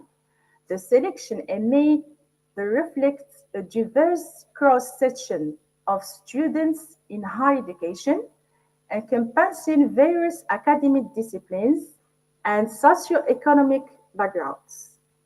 Each participant was asked to complete a series of standardized questionnaires designed to assess the frequency, intensity, and context of tobacco, alcohol, and cannabis. In addition to substance use metrics, participants provide demographic information and personal history through truth information sheets with included questions about family background, peer influence, and psychosocial factors linked to substance consumption. Data were collected using an information sheets and standardized scales designed to measure the consumption of tobacco, nicotine or cigarettes, cannabis, and alcohol. We talk about Ferguson tests for cigarettes, audit tests for CAST tests for cannabis, and OTIS tests for alcohol. They too are attention tests for attention assessments. Statistical analysis, person correlations, inter-category comparison, P0.005. Socio-demographic data shows that the sample included 239 Moroccan students who were consumers of psychoactive substances. Men represented 65.3% of the sample, while women represented 34.7%. The mean age of the participants was 22.6 years. Almost all participants consumed tobacco. The age of onset of consumption was more represented among students in the 15-18 age group with 52.3%. Key results. According to our first figure, the biopsychosocial and environmental relationship will find a proven link with an acceleration or slowing of cognitive decline. Therefore, considering the sex and age of the participants in our study, the practice of a healthy lifestyle becomes a requirement. So physical activity, meditation, spirituality, social relationship, and avoidance of any excessive use of psychoactive substance, the early signs can worsen in a much shorter period than typical age-related changes. This is not a normal part of aging and indicates an underlying cognitive function. Linking to the microgenetic theory of symptom formation. Referring to the second figure, highlighting time 1 development and time 2 renewal of the mental state over time, allowing the birth of the minimal function self or minimal working self, and within the microgenetic framework of psychological symptoms, like an attention deficit arises from a disruption in the microgenetic cycle of the mental state formation. Psychoactive substances can cause such disruption, preventing the minimal self or the minimal working self from fully forming and leading of the cognitive impairments observed in our study, for example, a lower of scores T2Rs. In this context, substance use acts as a modulating factor in this process. Demographic variables like gender and age may reflect distinct microgenetic trajectories. For instance, British cognitive resilience in some groups could alter the symptom formation path. Students with lower concentration and higher substance use can be seen a heavy microgenetic risk profile, showing early signs of symptom development before a food disorder manifests. This theory provides a dynamic, process-oriented view symptom moving beyond a simple present or absent binary. Implication for practice and theory. Our new understanding. Our finding interpreted throughout microgenetic theory reveal that substance use subtle dynamic disruption in brain process, explaining the core of the cognitive observed, the science behind the issue. Microgenetic theory shows that substance use disturbs moment-to-moment brain process, creating a risk profile for students or participant students. Our call for action.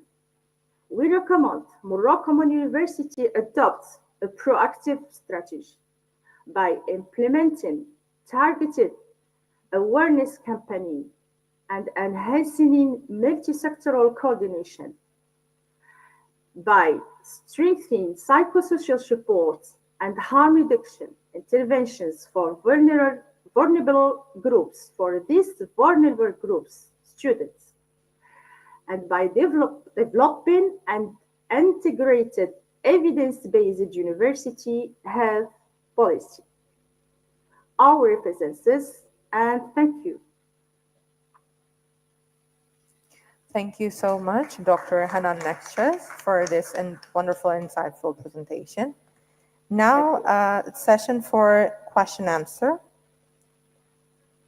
Our first question is to the first speaker, Dr. Klaus Mathisen from Dr. Dil Mohammad Sajjadul.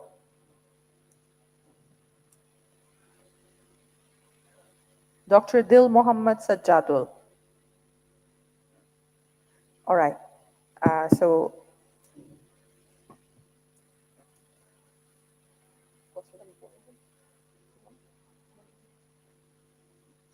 all right. Thank you. Okay. Please. Thank you. Thank you for your excellent presentation. Regarding transcranial magnetic stimulation, I have a question. What is the difference regarding the efficacy in treatment of psychiatric patient between the RTMS and ECT?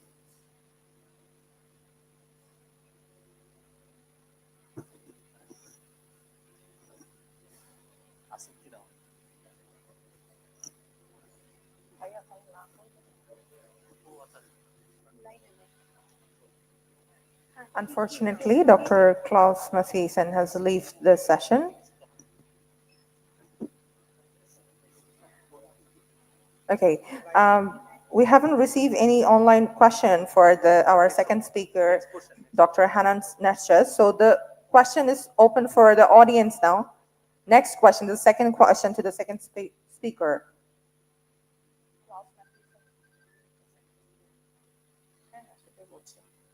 Okay. Any question to our second speaker, Dr. Hanan Nesches?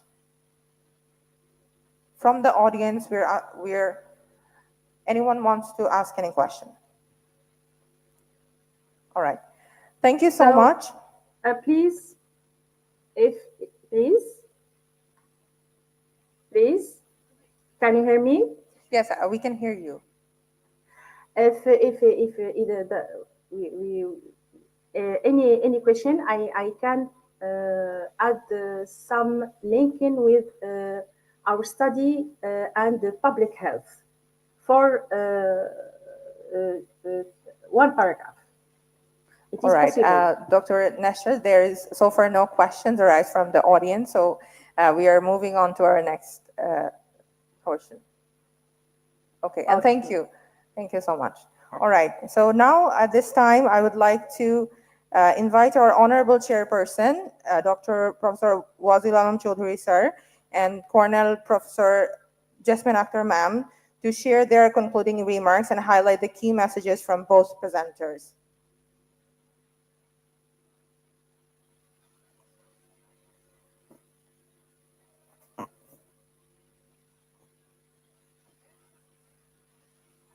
I would like to ask Cornell Professor Jasmine Akhtar ma'am to share her thoughts regarding this session.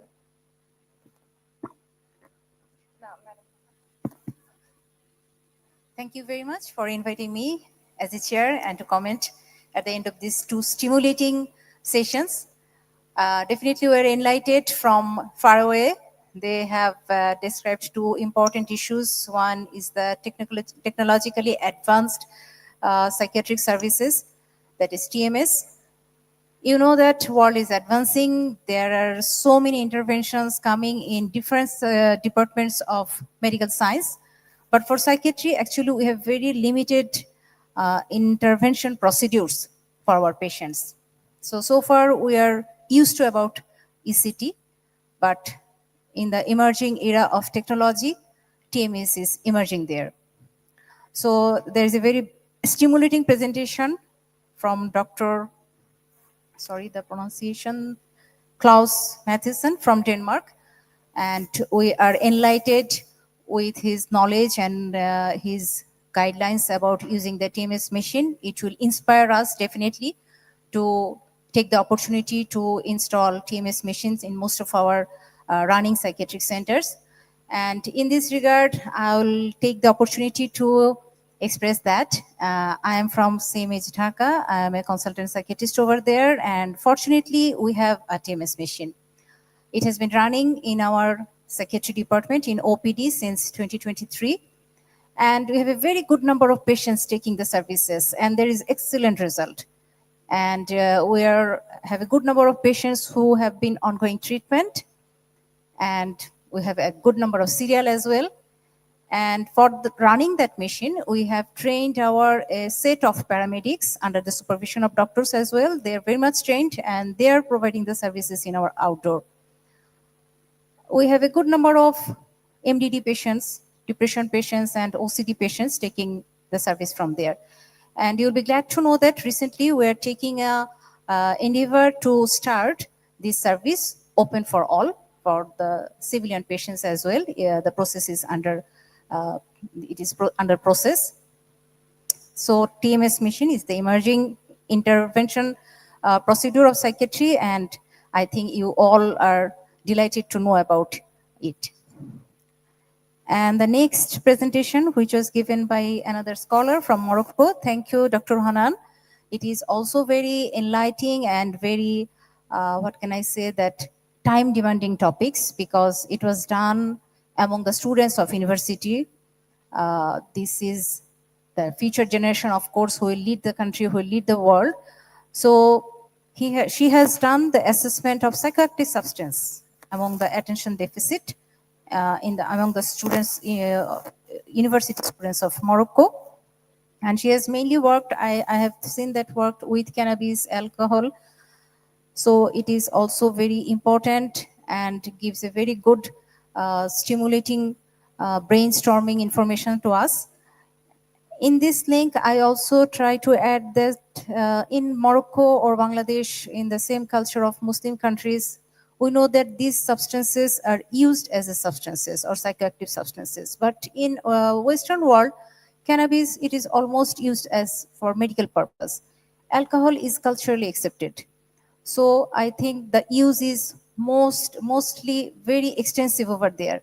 So this study, it can be also correlated with advanced countries, that whether they have some impact of use these psychoactive substances on their university students. So at the end, I thank both the speakers and thank you. Thank you so much, Colonel Professor Jasmine Akhtar ma'am. Now I would like to request Professor Wazil Awam Chaudhuri sir to share your thoughts regarding this session. Thank you. Thank you. So first time I would like to congratulate our two speakers, Mr. Klaus Mitheshan and Hanan Chanak, for their very useful presentation. I would like to congratulate our other speakers, and I'm very glad to offer my heartiest thanks and gratitude to Mr. President and General Secretary and other member of BAP, Organizing Committee and Scientific Committee, my teachers, senior psychiatrists, my beloved student and young psychiatrist. The first speaker, Mr. Klaus, has present is a very useful subject, because you know, roughly 30% of psychiatric disorders have been found to be non-responsive or refractory to conventional treatment procedures. There has been a pressing need to elucidate the neural correlates and the novel therapeutics like RTMS, targeting them. Neuromodulation uses has lately grown in clinical and research practice, and the two worldwide. So we must depend on such a procedure or methods, where depression is also having similar picture, that is a significant number of patients with depression is not improving to conventional treatment, either antidepressant, either augmentation, combination, whatever it might be.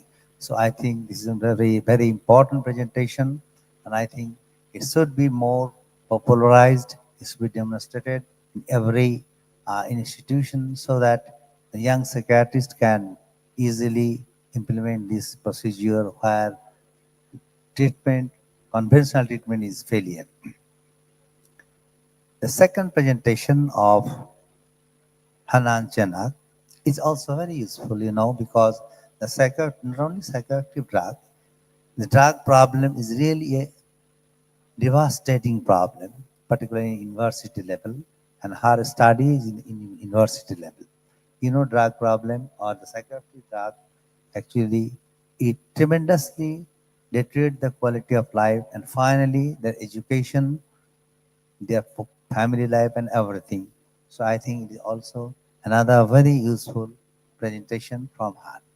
So my dear colleagues and participant and the speaker, once you again, thanks and gratitude. Thank you very much.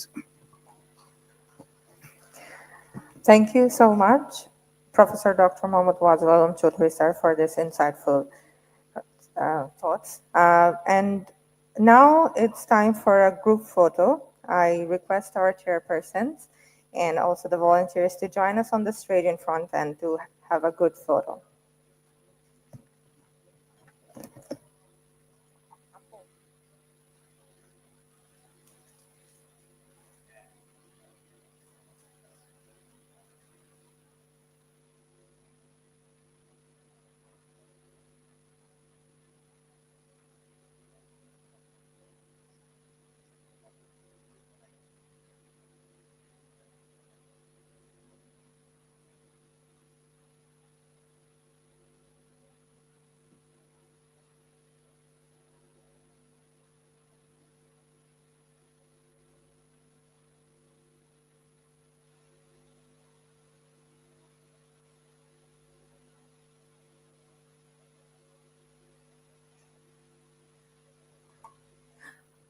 I would like to invite our respected guests and call our respected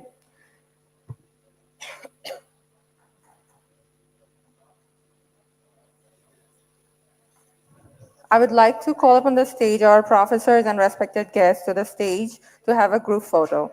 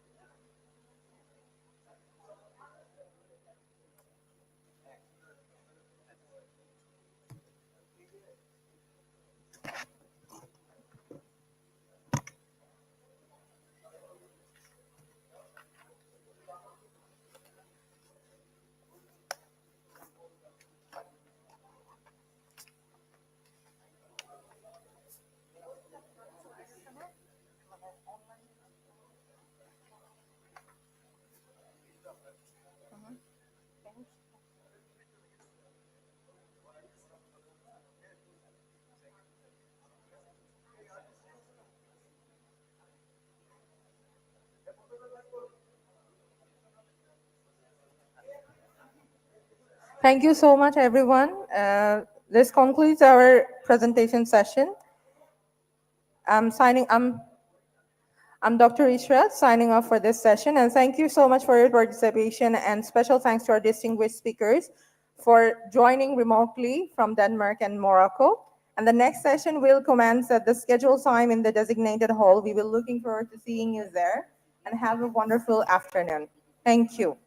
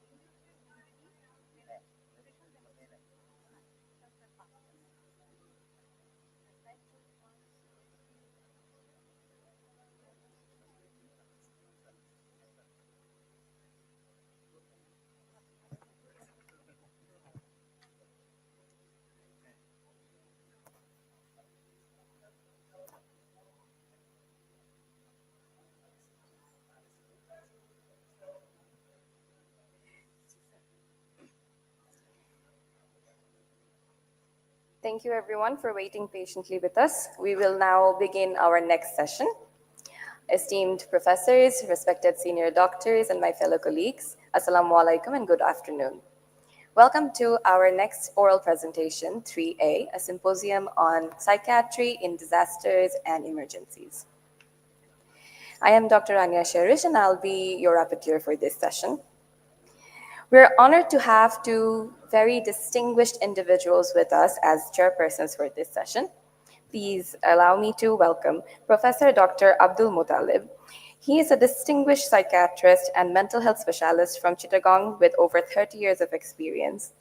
He is widely recognized for his expertise in substance abuse treatment and for his comprehensive approach to managing a broad spectrum of mental health and familial disorders.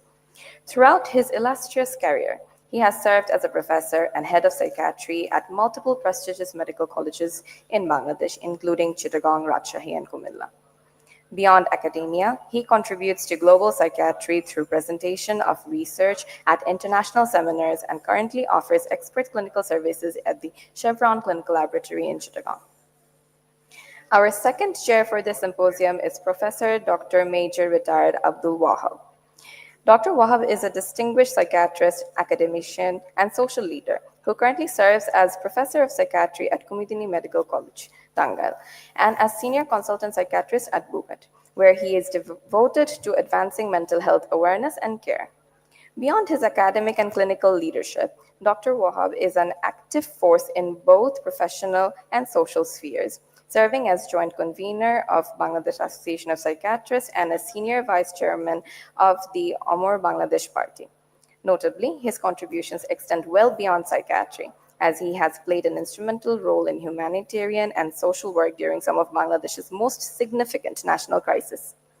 As a retired army officer, Dr. Wahab exemplifies discipline, empathy, and lifelong commitment to public service and mental health development, making him an invaluable leader in our field. Please help me welcome our chairpersons on the stage with a big round of applause. Sirs, if you would please kindly take your seat on the stage. Thank you. In our today's session, we have three very interesting presentations on mental health interventions in emergency situations. But before we begin, let me just outline some of the session guidelines. Each speaker will be allotted 8 minutes for their presentation. A bell will ring 2 minutes before the end as a gentle reminder. And I would like to remind the audience about the Best Questions Award. So please feel free to ask your questions through the Google form to each of our presenters. So without further ado, let us now invite our first presenter, Dr. Mehtab Ghazi Rahman. Dr. Rahman is a highly accomplished consultant psychiatrist from London with expertise in clinical care, mental health leadership, service development, and medical education. He leads the Mental Health Crisis Assessment Service and is the medical lead for inpatient services at St. Charles Hospital. Dr. Rahman holds senior roles at the Royal College of Psychiatrists, including National Chair at the QNPICU Accreditation Committee, and is a recognized clinical and education supervisor. He has published widely in peer-reviewed journals, authored a book chapter for Cambridge University Press, and was awarded Trainer of the Year. His session is titled Mental Health Emergency Response in the UK, Lessons from the Grenfell Tragedy, and the Emerging Role of Mental Health Emergency Departments. Dr. Rahman is joining us virtually from the UK today. Please help me giving him a warm welcome for today's session. Dr. Rahman, the floor is yours. You may share your screen to present your presentation. Thank you very much. Thank you so much, Cherish. Can you hear me? Yes, we can hear you, sir. Amazing, fantastic. So I will just share my screen with everyone.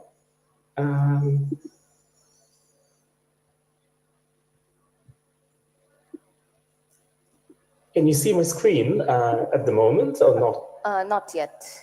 Not yet. I'm sorry for the technical.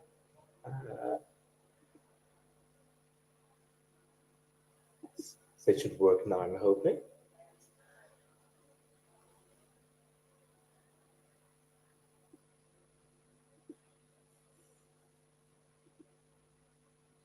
Apologies, I'll try again. Can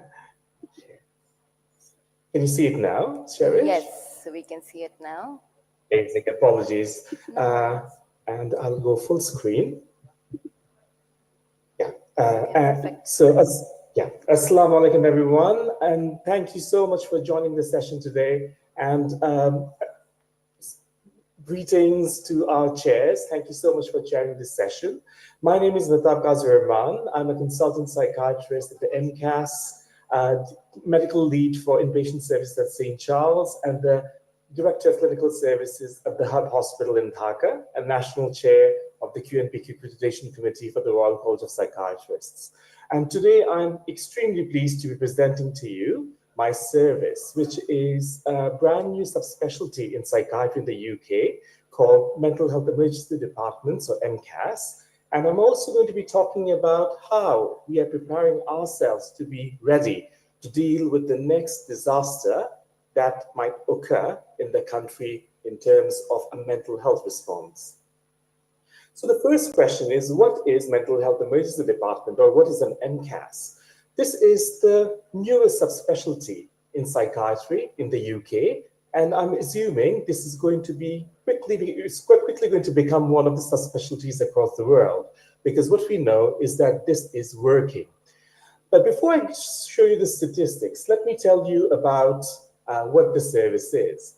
So at the current time, the UK has about 8 mental health emergency departments. These are emergency departments that are dedicated only to mental health, whereby a person going through a mental health crisis, instead of going to a general hospital, they come to our department and we give them a comprehensive mental health workup from admission to discharge to improve their prognosis.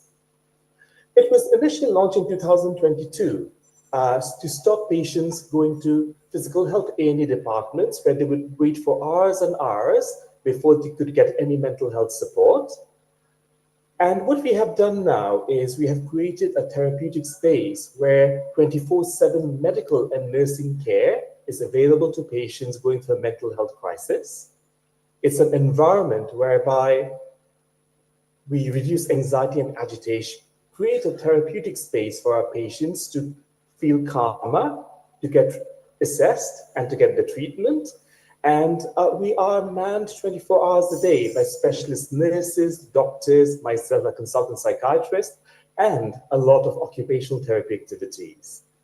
And one of the biggest selling points for us is that if you go to an emergency department in the UK, you have to wait for hours before you even get seen by a psychiatric nurse. But if you come to our department, within the first 15 minutes, you get a specialist assessment by a nurse, a consultant review within an hour, and then your treatment starts within 2 hours of presenting to the crisis center.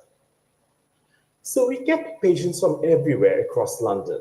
We get patients from A&E departments. Patients can walk in if they're in a crisis. We get patients from the community mental health teams. We get people calling from crisis lines, and they are brought to our assessment suite for mental health workup and treatment. And we have a concept whereby a patient can be admitted to any one of our 3 units. The first unit is the triage and assessment center, where a patient gets assessment and is quickly discharged within 1 to 2 hours of their presentation to the center with treatment. If they are a bit more severe in their mental illness, we have the ability to admit them for up to 2 to 3 days, whereby we stabilize them and send them home. And then there's a high dependency unit, almost like a resus unit in a physical health hospital, whereby these patients are intensively treated, but they need to be admitted to hospital for further treatment and care planning.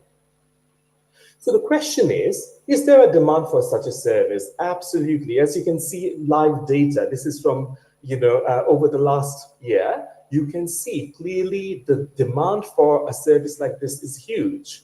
At the current time, we're seeing anything between 50 and 70 patients a week. And this is quite high, given that we don't even cover all of London. We only cover 2 boroughs, Kensington and Chelsea and Westminster, and London has more than 15 boroughs. So if within 2 boroughs, we're seeing almost 70 patients a week, imagine what demand there is across London. And in terms of cost effectiveness, you might know that in the UK, healthcare, psychiatric care is free. So what we do is, instead of looking at profits, we look at cost effectiveness. How much money are we saving the government in terms of treatment and care planning by stopping them from coming into hospital, right? So at the moment, you can see that it takes about £3.4 million a year for me to run my service in the UK, in London. However, what is the return? Is it cost effective at all? Well, it is. As you can see, we save a lot of money by stopping people having to be admitted to hospital. We save a lot of money by reducing the length of stay in hospital.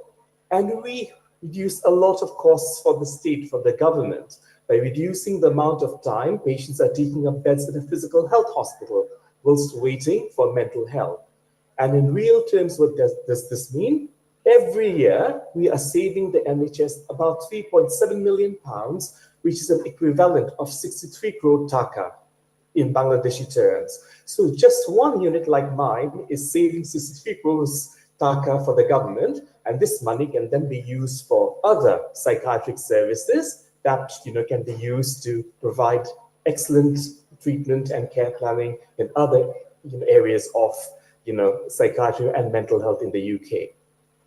So I think the best way to demonstrate whether, how things are going at the moment is that our service was one of the models for the government. And as you know, in the NHS, they plan in 10 years. And this year, they published their plan for the next 10 years. And what they have done is the minister came to visit us, and she has allocated £120 million to various mental health trusts in the UK. And they expect in the next 10 years, there will be 80 more emergency departments like mine, and they will be modeled according to the services we have created. We have been published across newspapers, in healthcare journals and leadership journals. We have been on television. We have been discussed in the House of Lords, whereby our unit has been named as an absolutely fantastic service that other services in the country should be following. And we have been in the front page of the Times newspaper highlighting what an excellent service our mental health service is, which is, evidence that there is certainly a need for services like this. But at this point, let's bring in disaster. So yes, we are a crisis center, but of course we are not going to be happy with just being a crisis center. How can we contribute to London's economy and mental health when it comes to a disaster? And what we have done is we have done quite a lot of work learning about disasters in London, but we have closely worked with the Grenfell service. So the Grenfell service is also a mental health service that's run by the organization I work for in London called CNWL. And the Grenfell was a disaster in 2017 where a residential building, 24 stories building, went into flames within a few minutes following an electric fire. And it was very controversial. And this is evidenced by this. Look at the headlines. So when this happened, people were furious. They said, how can this happen in a country like the UK? You know, within a few minutes, so many people have joined, have lost their lives. Look at, all these papers, death trap, people want justice. Everyone has failed them, now get them justice. But it's also beyond that, okay? So what's happened is that when this happened, 72 people died, hundreds of people were injured, more than 200 families in London were displaced, and at the current time, we know more than 2,500 people had long-term mental health impact because of this. And research shows almost 67% of people who were involved in this, including people living around them, had PTSD, prolonged grief, depression and anxiety, somatic symptoms, sleep disorders, and it broke down the community fragmentation due to displacement. So what we know is that CNWL was very quick in creating a bespoke service for this group of people. So what they did was they created the Grenfell Mental Health Service, and by doing this, we saw an immediate impact. It detected PTSD early, it reduced the risk of mental health by early intervention, it offered trauma-focused therapies, and that resulted over the last few years a significant reduction in PTSD, depression, and anxiety amongst the local London population. As you know, there is a three-stage model of trauma treatment, or if I say it correctly, what we have created is a three-stage model of trauma treatment when a disaster happens. The phase 1 is stabilization, phase 2 is trauma processing, and stage 3 is recovery.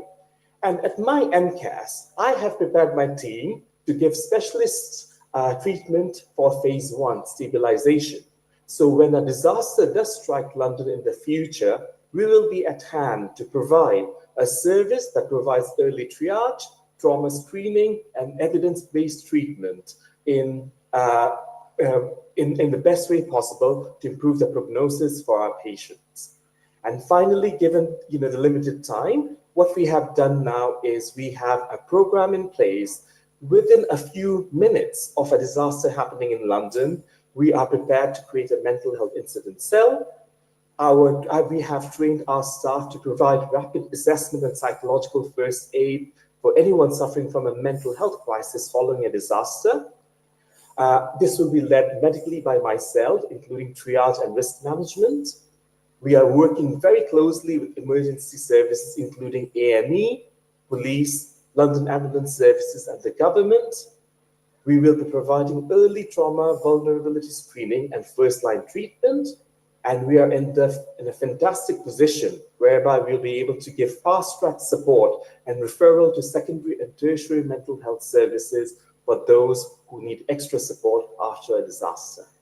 So, in other words, as an MCAS mental health emergency department, we have extended our role much beyond just giving crisis support. When a disaster does strike London in the future, we will be ready to look after our inhabitants, our residents in London with confidence and turn around them from having a risk of a mental disorder in the future. Thank you very much, everyone.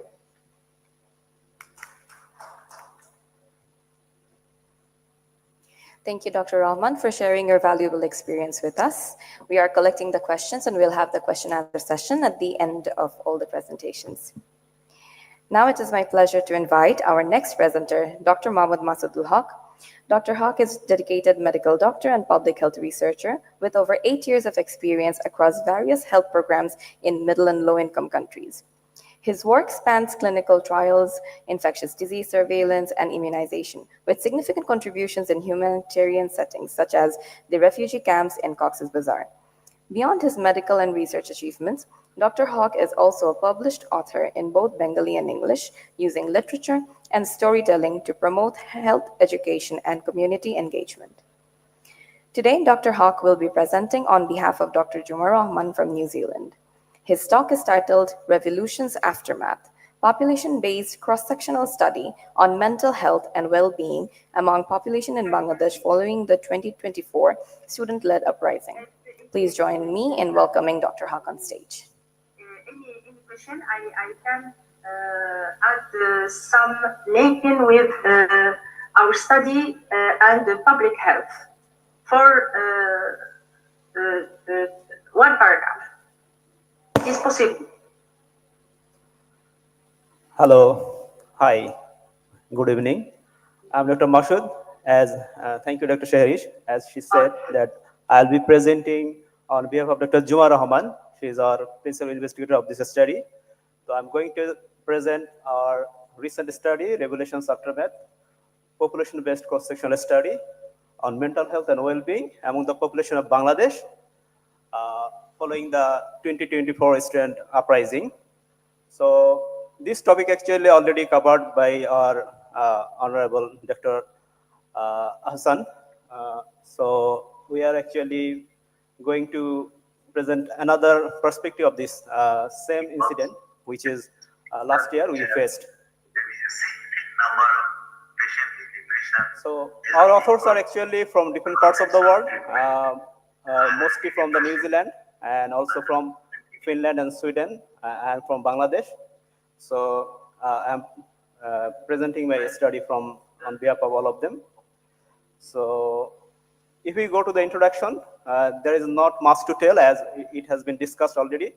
But in brief, there has been a widespread confrontation which faced by Bangladesh in last July, and it has, if we can see the figure, which is a calendar, it is representing the 36th of July, which is happened because the students actually they denied to end the month July as their protest, and they wanted to be continued until they reach their goal. And that's why in the 36th of July, which is actually 5th August of 2024, they have they reached the goal, which is the government stepped down. Initially, it was a quota reform, but then later it, other demands added, and the observer and all the participants and also the observer of the incident, they likely to face mass psychological trauma. And RIO, our Research and Evaluation Office, this is based on New Zealand, we tried to conduct the study aimed to examine the prevalence of the prevalence and severity of the trauma among the 15 plus years population of Bangladesh. So the study objective, as I said, that to estimate the prevalence of PTSD among the 15 years population, more than 15 years population of Bangladesh, and to identify the socio-demographic factors associated with it, and also we identify some symptom clusters, and there is any link of intergeneration patterns. So method was, it was a cross-sectional study, followed by, actually it started with an online workshop to sensitize the population. And from the workshop, we collected the participant, and then with snowball sampling, we collected further participants. And the tool was Bangla Validated PTSD Checklist for DSM-5. This is a 20 items questionnaire with 5-point Likert chart. And we used the RedCap, which is the most secure data collection manager right now, used by the prominent research institutions and also from all over all the prominent universities of the world. And so we tried to incorporate all our data in this data management system. And as I said, it was snowball sampling, and we circulated online QR code to capture the data. So this is a flowchart of the recruitment procedure. So initially, what we did that our online workshop, we circulated the invitation of the online workshop from in different social media and by the posters. And from that, it was conducted in Bengali and English, as there are some participants from abroad also who are migrant or immigrant. And also, after that, we reached the participant to get other participants. So after that, we get around 325 participants, but 118 data actually excluded due to the incomplete data. So finally, there are 207 data set included in the analysis. The method was multiple linear and log binomial regression, and we calculated the population attributed fraction and also the absolute risk reduction for the exposure contribution, and mean max normalization also done for the cluster, for the 4 cluster we are considering, and ranking was done to analyze the data and to evaluate further. So if we go to the result, what we found, which is actually similar, or there is a little difference from the morning presentation, which is done by Dr. Maksud sir. And our probable PTSD, we found that around 50% of the population, they got probable PTSD. And one of the key differences, we actually included all the people, all the like the observer, the participant of the revelation. And high prevalence was found in women and in the major division like Dhaka and Chattogram, and also millennials. That means those who are aged 25 to 40 years, we got a higher prevalence rate in them.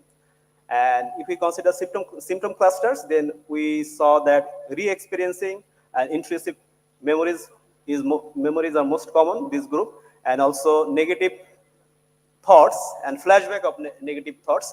These are common in the generation G. So among the risk factors, there are gender, religion, geography, age, and symptom clusters. So in case of gender, we found that women are more vulnerable, and in religion, non-Muslims are more prone to, we got the more prevalence in them. And geography, major divisions like Dhaka and Chittagong, and age, what I said earlier, that millennial showed greater absolute PTSD reduction under the hypothetical elimination. If we consider the survey population with Bangladeshi census data, then we found an interesting set, that is there is a very large effect size by in the left side. We are seeing that the study population, so the density wise, it is more dense in the Dhaka and Chittagong. And also, if we consider the overall census data from 2022, then we also found that the density of Dhaka and Chittagong is higher rather than other divisions. So our cohesivity score was 0.98. It is significant if it is more than 0.5. So this validates that our sample population is effective and rationally selected. And distribution of the participant of the survey, if we see the forest plot of the prevalence ratio, then we will find that millennial, they get they have the higher prevalence rate. Also, if we can look at the right-sided figure, that women has actually more prevalence ratio than the male, and also non-Muslim have more prevalence ratio. If we consider the population attributable fraction and absolute risk reduction for the PTSD, then we also find that if we take the reference as a Gen Z, then millennial group, they are showing the 6.5% more population attributable fraction, which means they actually, if we reduce the factors, if we reduce the incident of the risk factors, then there will be more like 6.5% more people would like to do 6% reduction would be happen, and the exact number would be about 11.9 million people.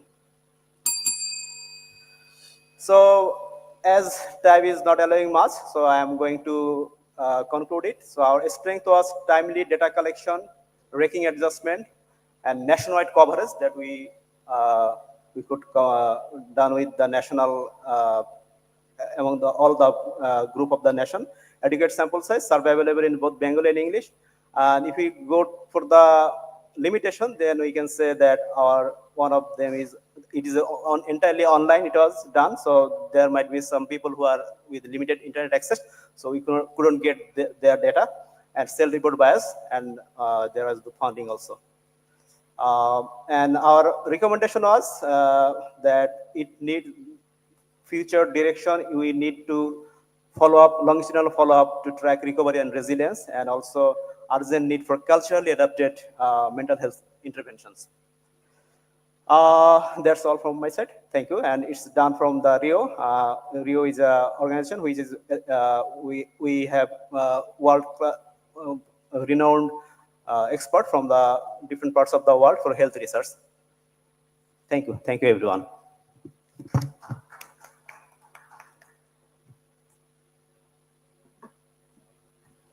Thank you, Dr. Haq, for your thoughtful presentation. It is now my pleasure to welcome our next speaker, Dr. Shahriar Farooq. Dr. Farooq is an assistant professor of adult psychiatry with the Ministry of Health and Family Welfare, currently serving as the national consultant for non-communicable diseases and mental health at the World Health Organization in Cox's Bazar. With advanced training in psychiatry, dementia studies, and public health, Dr. Farooq leads efforts to coordinate mental health and psychosocial support services in the Rohingya refugee camps and surrounding communities. His work is instrumental in strengthening health systems, developing policies, and expanding capacity for integrated mental health and NCD care in humanitarian settings. Dr. Farooq will present on Mental Health and Psychosocial Support Service, MHPSS, in Rohingya camps, Cox's Bazar. Please join me in welcoming him to the podium.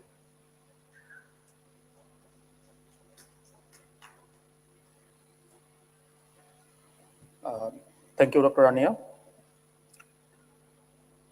So I'm directly going to my presentation. This time is very short. This is my agenda of my presentation. So the Rohingya context is, we call, the biggest refugee context in this world right now.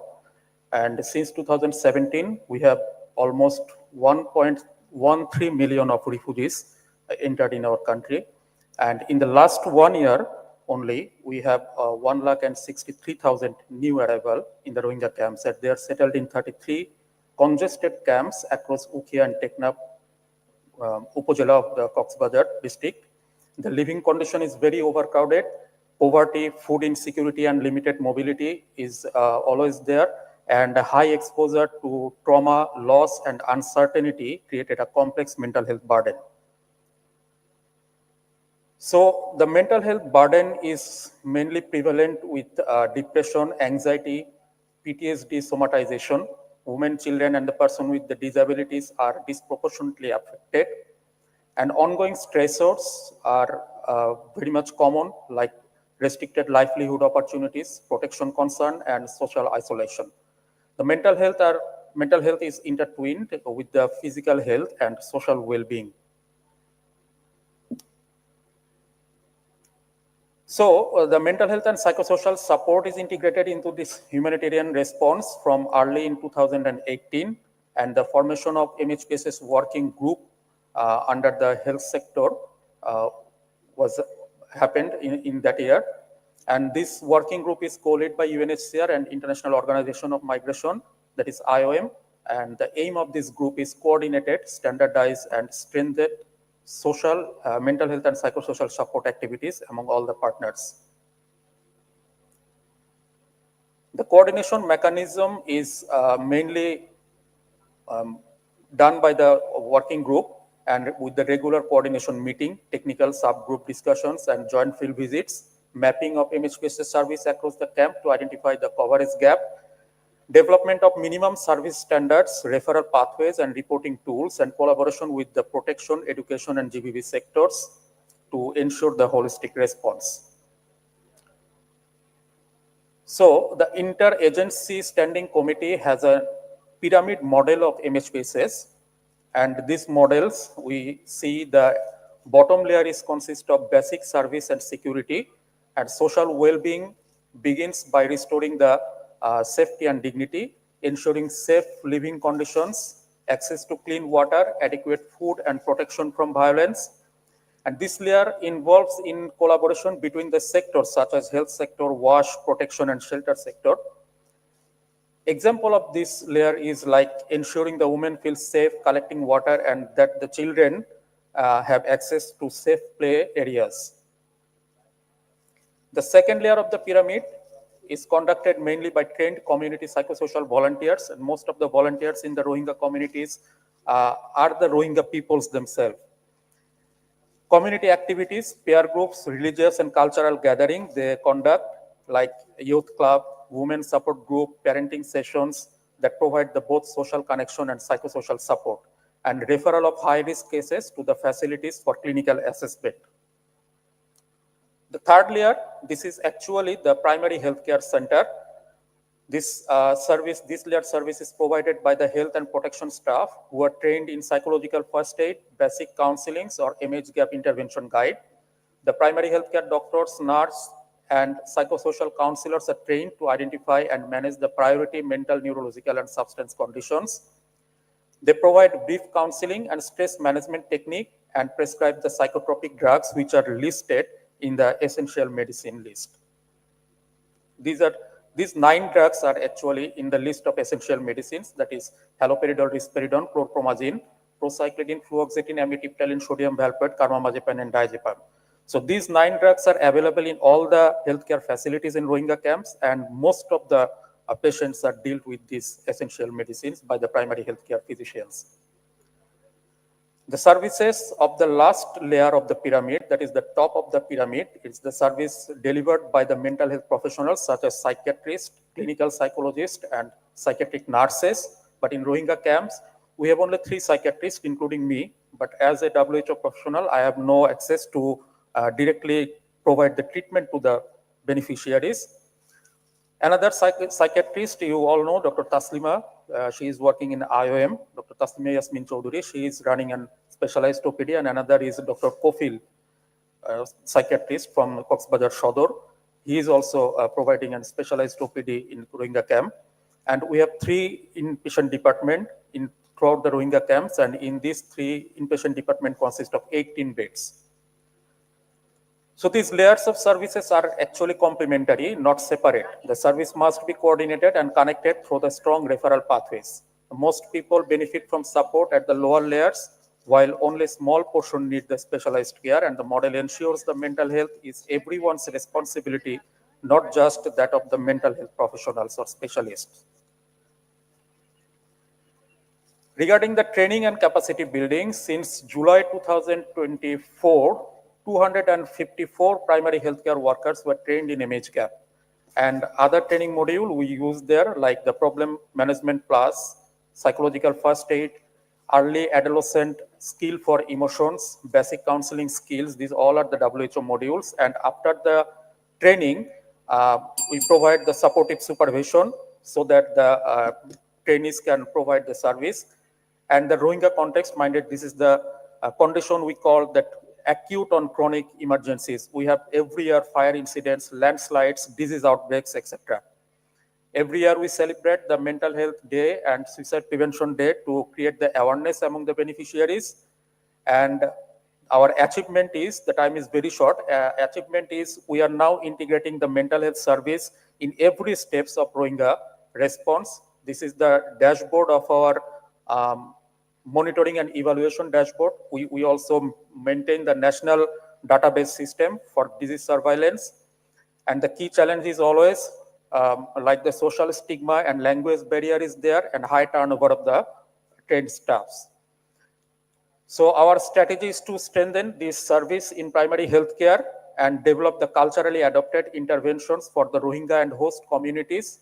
And the lesson we learned that we can provide the coordinated mental health and psychosocial supports in the primary healthcare level that we can implement in our national context also, and coordinating with the other sectors. And in future direction, we move forward the ownership and inclusion of refugee in national mental health strategy, advocate for long-term funding and MHPSS, strengthening the research and data system to guide the evidence-based intervention. So lastly, I can say that this MHPSS service that we are providing in Rohingya camp, this model is actually replicable to another humanitarian context and in low resource settings like our national context. So these are all my presentation. Thank you.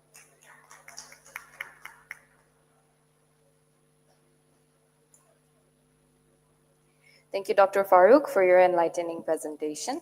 And with that, we are done with our presentations for today, and we'll now open the question and answer session. We have one question for our first speaker, Dr. Mehtab Ghazi, from Dr. Muhammad Rafiqul Islam. Can you please raise your hand?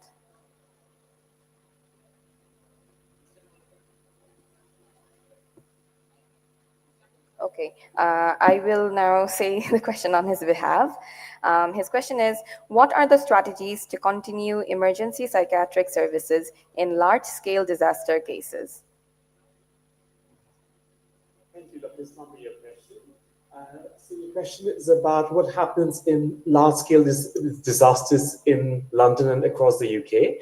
So as you're aware, the system in the UK is extremely coordinated. Whenever there is a disaster, the London Ambulance Services, the NHS, the police, and the terrorist, fighting, workforce all work together. So prior to having mental health crisis assessment services or mental health EDs, what would happen is that these patients would be taken mainly to accident and emergency departments, mainly be looked after for their physical health, and any mental health issues would then be looked after afterwards. So at the current time, the focus for disasters in the UK is very much on the immediate physical health.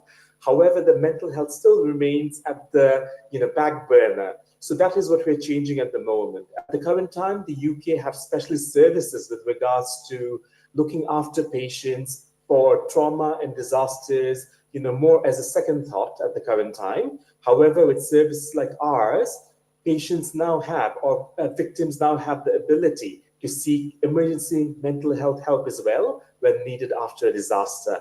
And that's what we're doing at the moment. What we're doing is we're quickly becoming a part of the overall machinery whereby we are able to provide immediate mental health support and people don't have to wait until the first symptoms start developing in our patients. I hope that answers your question. Thank you, Dr. Rahman. Our next question is for our third speaker, Dr. Shahriar Farooq. It's from Dr. Muhammad Mahmudur Rahman. Can you please raise your hand?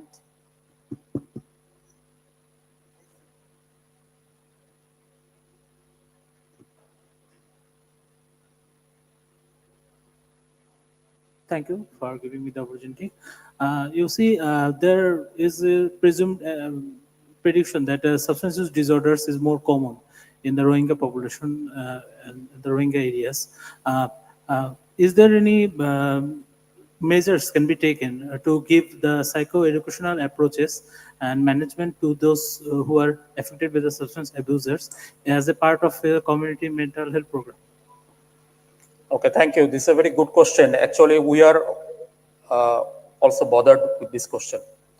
In the Rohingya context, you are right. We predict that the substance use disorder rate is very high. But the problem is, in the Rohingya context or in any refugee setup, you cannot force someone to take management or treatment. Most of the time in the primary healthcare centers, our experience is the patients, I will not say patients, the persons who are abusing substance, they are not coming for the treatment, they are not trying to quit that disorder or habit. But the persons who are tortured by them, especially their wives, they are coming after becoming the victim of the gender-based violence. But this is our restriction. If no one is coming for the treatment, we cannot force them to get the treatment. This is a challenge in this context, and that's why substance use disorder, though we predict the cases are very high, but in the treatment setup, we don't get that much cases. This is our challenge. Thank you.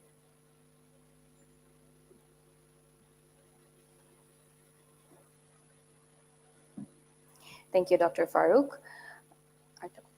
Okay, we have another question for the second speaker. Thank you.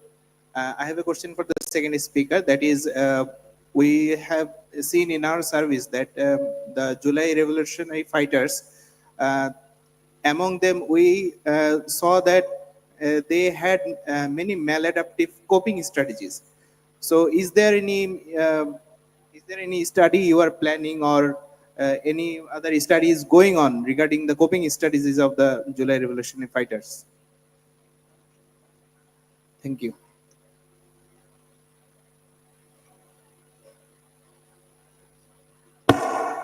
Sorry. Thank you so much. So right now, what we are doing is we are conducting a cross-sectional study, and to, like what you said, to help them to cope with their trauma, what we are doing, we are arranging the workshop also. So we are conducting the cross-sectional study. Also, we are having the several workshops of the student in different institutions. So in last year, we have 4 workshops to sensitize them and to help them with the psychiatrist and psychologist. So this is what we can do. And also in our last study, what we have found that there are 4 clusters, and in some cluster, they are more prone to negative thoughts and flashback, and also some of them, they are actually avoiding reminders.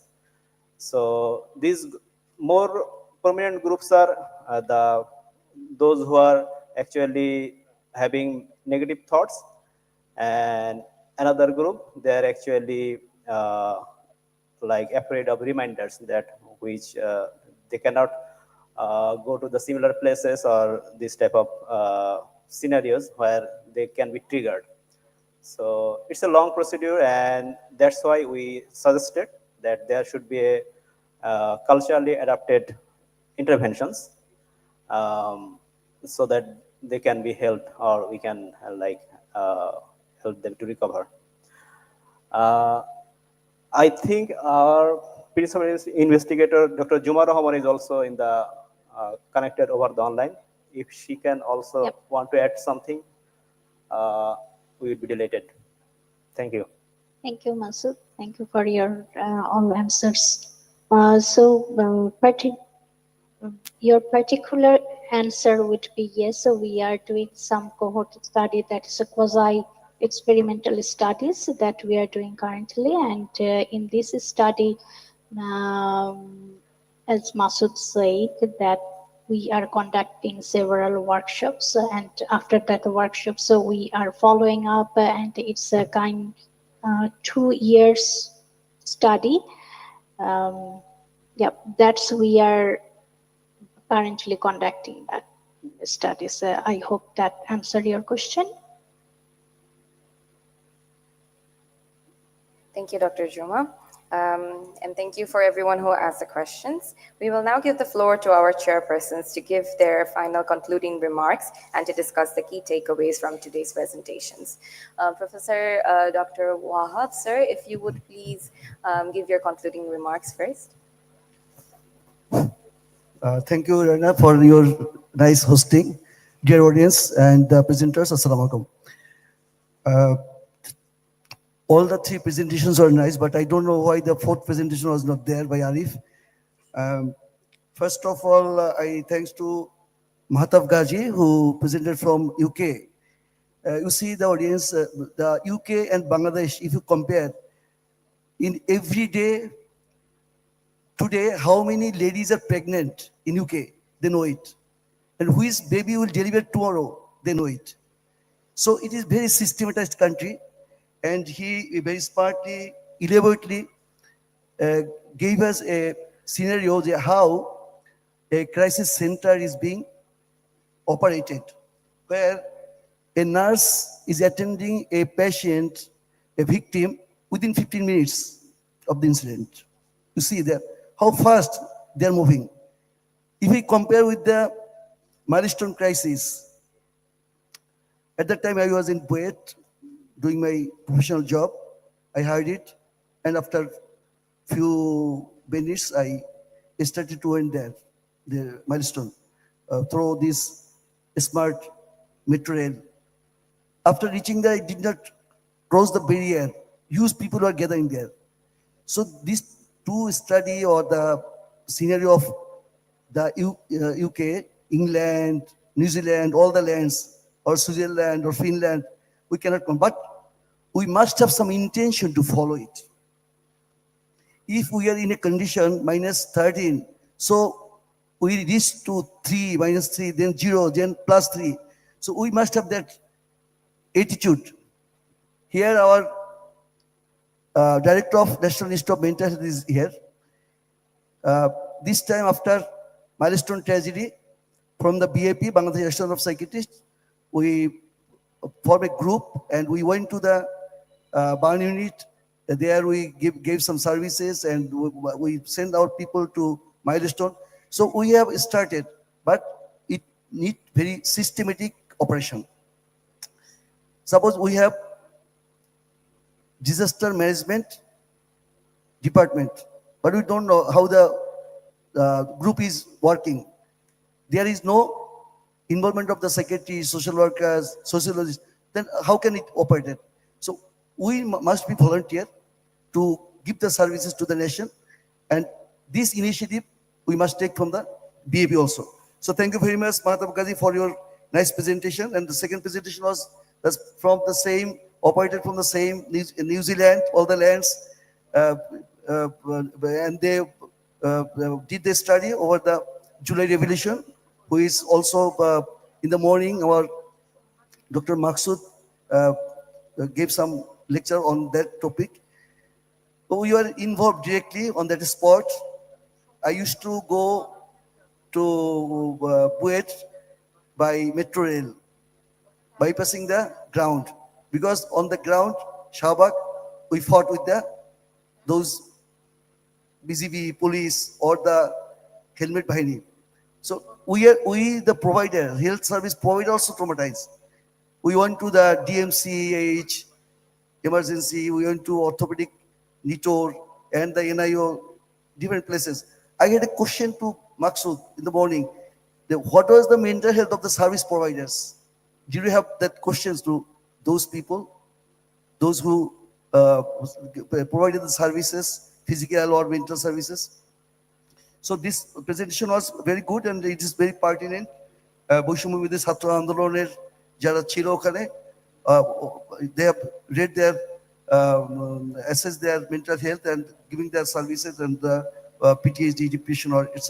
Then the third, Shahri Aronik, I must thank to him because all the things were happening around us, but some people can take the initiative to do the research, and that's why I must thank him. I had opportunity to go over there as a volunteer. At that time, I was serving in Munnu Medical College. Weekly 3 days, I went there, sometimes by bus, sometimes by plane, and the money was given by the people. As psychiatrist, I was with the Qatar charity, and with this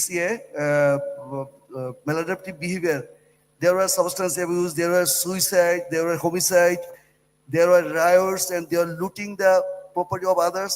So a lot of things were there. These are all are maladaptive behavior, and because they are landless, homeless, and what could be done? The government did something like they have given the food, shelter, treatment. Main thing was assurance that you will not be pushed to your country unless the United Nations take some steps. So thank you very much, audience. Though the audience is thinning, but still some curious people are here to listen the presenters and listen to us also. Thank you very much. Assalamu alaikum. Thank you, sir. Now I'd like to invite Professor Abdul Muttalib, sir, to share his valuable remarks. Thank you very much. Nice presentation. Thank you to organizers, Anchor, and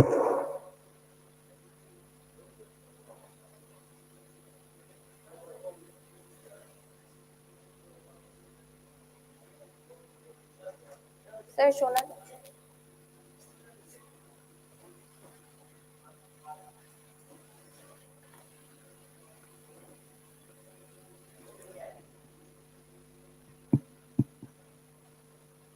You know, Professor Wahab was directly involved with the Rohingya camp. I was, and July Biplab. Professor Wahab was actively involved with the July massacre. So I found him when I went to Cox's Bazar. He went there for serving to the Rohingya camp. While I was in the TV screen to seeing the activities of July massacre, I found that Dr. Wahab is moving on the street. Anyway, so thank you very much. Thank you to the presenters and thank you audience. Thank you very much.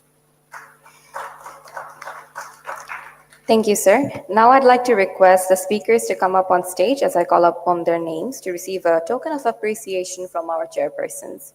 Dr. Masudul Haq, if you'd please come up on stage to receive your token of appreciation from our chairperson, sirs.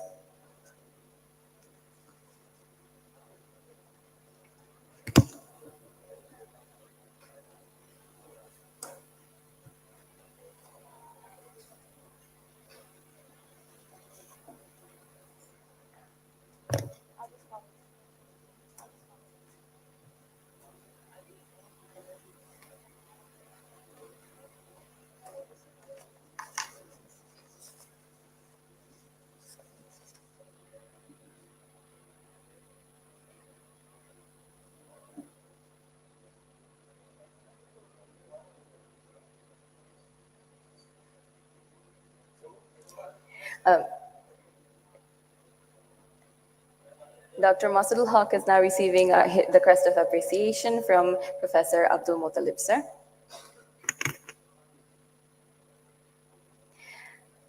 I'd like to request Professor Abdul Wahab, sir, to give the crest of appreciation to Dr. Shahriar Farooq.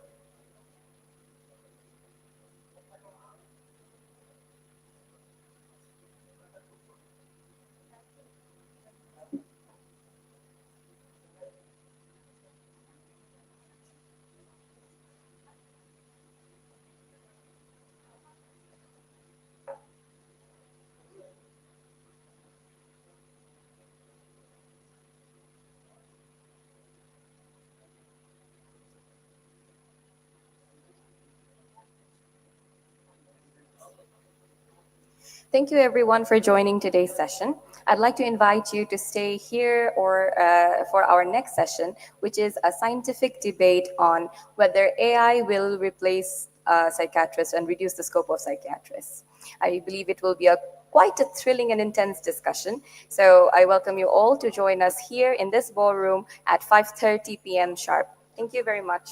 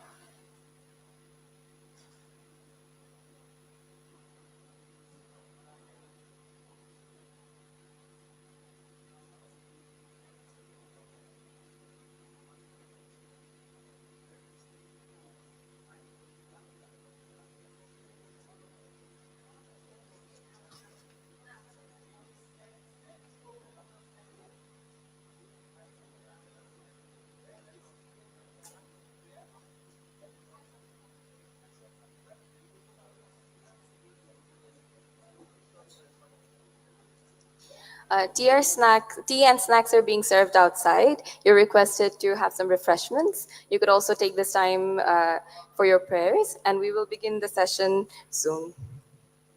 Thank you very much.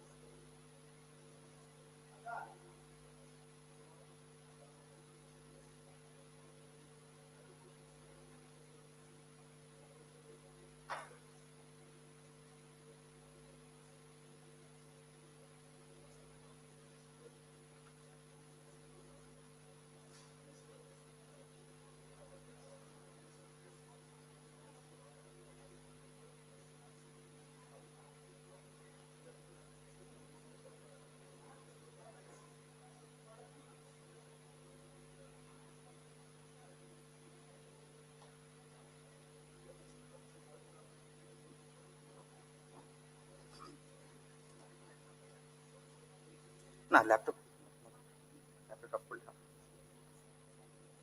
এখানে এসে করলে কোনো যেটা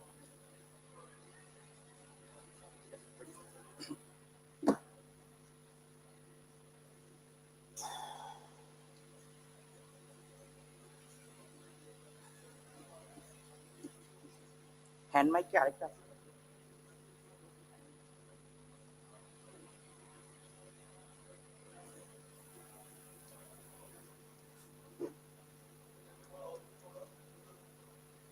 এখানে কি আছেন মাইক্রোফোনটা কি কাজ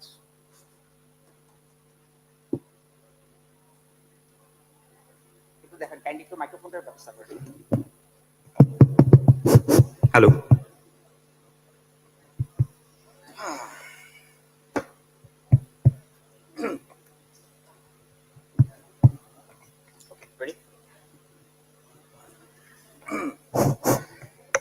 Every era begins new tool and new questions to see. And the future waits softly, asking who we choose to be. To everyone in this hall and who carries the past, present, and future of our profession, Assalamu alaikum and good evening. Welcome to an evening where today the room definitely won't stay quiet because here we are here for the most exciting part, that is a debate. So not a lecture, not a symposium, and not a slide presentation that ends with thank you. So this is an extremely live clash of ideas where the mics will get hotter when every speaker speaks. And the audience attention and concentration will stay intact. So no serial 7 test today. And honestly, psychiatrists debating is always very much exciting to watch. Why?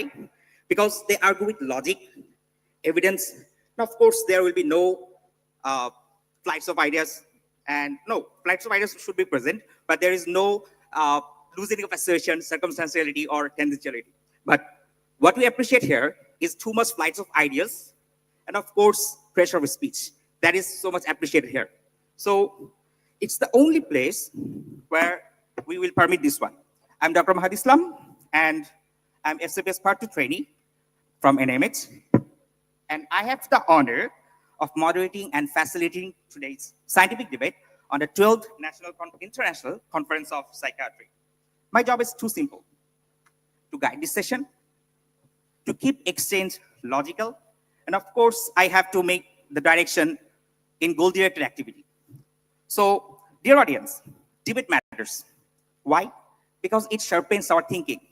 The same way psychiatry train us to stay calm even when the patient says, "Sir, আপনি যে ওষুধটা দিছিলেন ওটা তো ফার্মেসিতে নিয়ে গেছিলাম, ওটা তো পাগলের ডাক্তার বলছিল, পাগলের ওষুধ দিছে, আমি 2 দিন খেয়ে খাই নাই."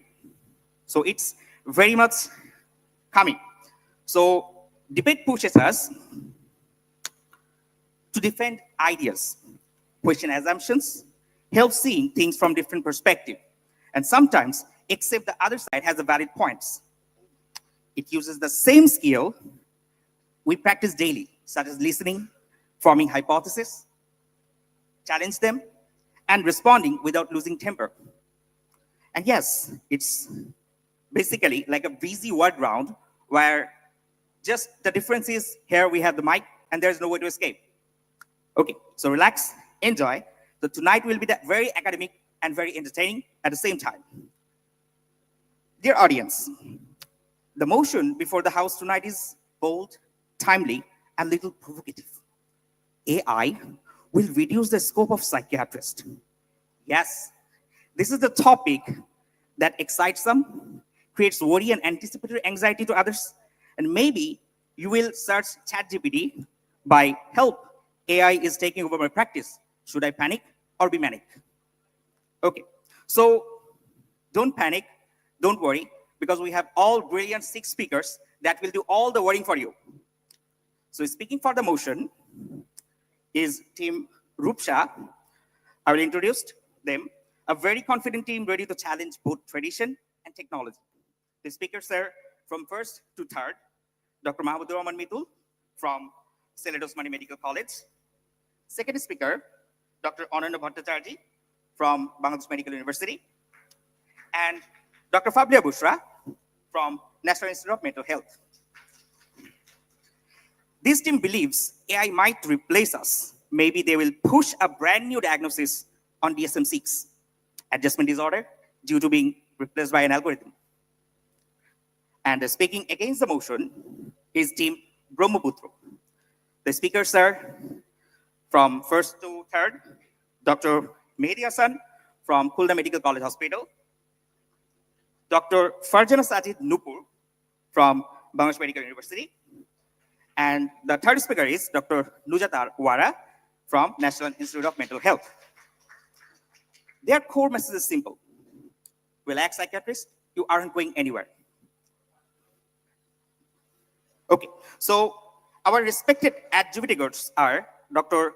Junu Shamsun Nahar Madam, ex-chairman and professor of psychiatry from Bangladesh Medical University, Dr. Salahuddin Kausar sir, chairman and professor of psychiatry, and Dr. Ahsanuddin Ahmed, associate professor of psychiatry from National Institute of Mental Health.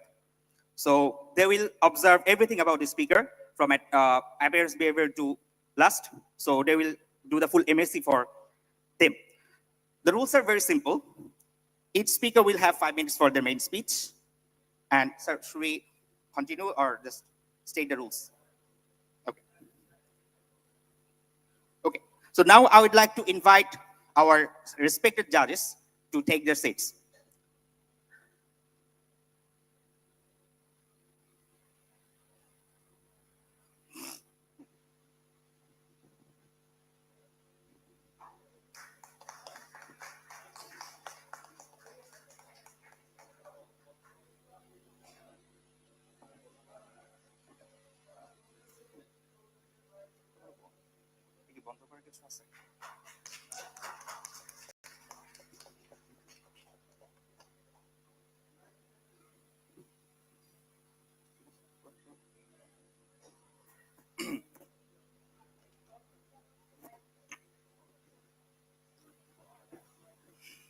So before we begin, let me outline the rules and flows of today's debate. Each speaker will get 5 minutes for the main speech, and you will hear a warning sign at 4 minutes and the final warning at the time.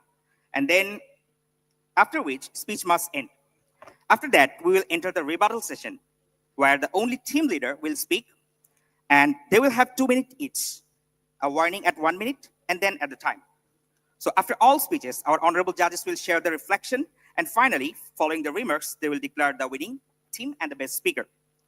So today's debate is not just about AI and psychiatry. It's about how we see the future of the mental health. Does the technology limit us, or does it challenge us to rise higher? So to open the debate for the motion, I would like to invite the first speaker of Team Rupsha, Dr. Mitul, to deliver his speech.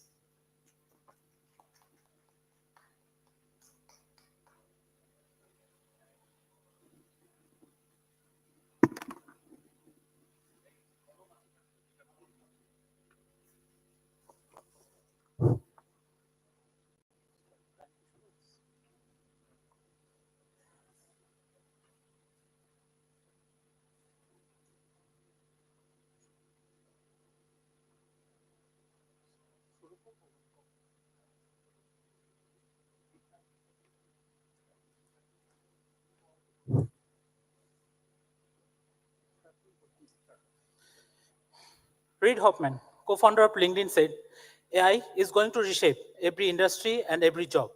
Good evening, respected judges, would the opponents, and ladies and gentlemen. I stand firmly for the motion, artificial intelligence or AI will reduce the scope for psychiatrists. In the book, AI, a modern approach, it is said that AI is the capability of computational system to perform tasks typically associated with human intelligence, such as learning, reasoning, decision-making, problem-solving, perception, and other aspects of the psychiatric field. In one 2024 study, 43% of the mental health professionals reported using AI, primarily 65% for research and 54% for report writing. Another 2024 study noted that approximately 28% of the patients had used AI for mental health support, mainly 60% for quick advice and 47% as a personal therapist. Respected judges, in a survey of US adolescents and young adults, 13.1% of the reported using AI for mental health advice, with higher rates among those aged 18 to 21. Among users, 92.7% found the advice very much helpful. The AI in the mental health market was valued at 1.3 billion in 2024 and is projected to reach 15 billion by 2035. A meta-analysis reported a pool effect size of 84% for the therapeutic efficacy of AI technologies, particularly in personalized treatment planning and symptom tracking. Dear audience, in specific conditions, AI models have achieved over 90% accuracy in differentiating depressive patients from healthy controls using EEG data. One machine learning model achieved 87% accuracy in predicting schizophrenia. What the occurrence? An AI system for diagnosing mental disorder achieved an accuracy level of 89% using fewer questions during diagnostic sessions. Prediction models for generalized anxiety disorder and major depressive disorder from electronic health record data achieved area under the curve of 0.73 and 0.67 respectively. According to the Psychiatric Online, the scope for psychiatrists denotes the growing need for medically trained specialists who can diagnose, treat, including medication management and psychotherapy, and prevent a wide array of mental health disorders such as depression, schizophrenia, substance abuse, and anxiety and addiction. It is also includes evolving roles in integrating care, digital data utilization, and leveraging AI in treatment. Respected audience, in WHO, in 2025, 1 billion people globally live with mental health disorders. In the US, it is over 120 million people live in the mental health professional shortage areas with a projected shortage of up to 31,109 psychiatrists within a few years. Employment for psychiatrists in the US is projected to grow by 8% between 2023 and 2033, said by the US Bureau of Labor Statistics. Dear audiences, the global psychiatrist market size is expected to grow from 195 billion in 2024 to 277 billion by 2029 due to increased mental health support and prevalences of illness. The World Psychiatric Association says while some high-income regions exceeded the target of one psychotherapist or psychiatrist per 10,000 people, many low and middle-income countries and even rural areas in the high-income countries have critically lower rates. So it can be easily said that AI is a valuable solution and it can be used as a primary tool for diagnosis of mental health disorder. It can provide treatment cost effectively and helps to reduce stigma as patients may feel embarrassed to visit psychiatrists and they might face critical remarks from the people in the society. Let's be clear. AI will reduce the scope for psychiatrists. It is not a dystopian prediction, but a logical conclusion drawn from the rapid convergence of the technology and mental health care. We are not arguing that AI will replace human empathy or the need for mental health support, but rather it will radically redefine the role and crucially reduce the overall scope for traditional psychiatric practice. We are saying AI will reshape psychiatry, automating diagnosis, therapy, and monitoring, and is doing so to shrink the psychiatrist's traditional role and reach. In conclusion, AI doesn't eliminate the psychiatrist, but it will reduce their scope from a primary diagnostic and therapeutic practitioner to a supervisor, consultant, and a specialist. As Dr. Thomas Insel, the former director of the National Institute of Mental Health, has argued, we must leverage technology to close the treatment gap. By automating diagnosis, initial treatment, and continuous monitoring, AI will shrink the pool of the tasks that traditionally requires a psychiatrist. The future role will be reserved for the most complex treatment-resistant cases or the oversight of the AI system themselves. Therefore, the motion stands true. AI will not destroy psychiatry, but it will fundamentally reduce its operational scope by assuming the burden of routine care, precision medicine, and continuous monitoring. Thank you all.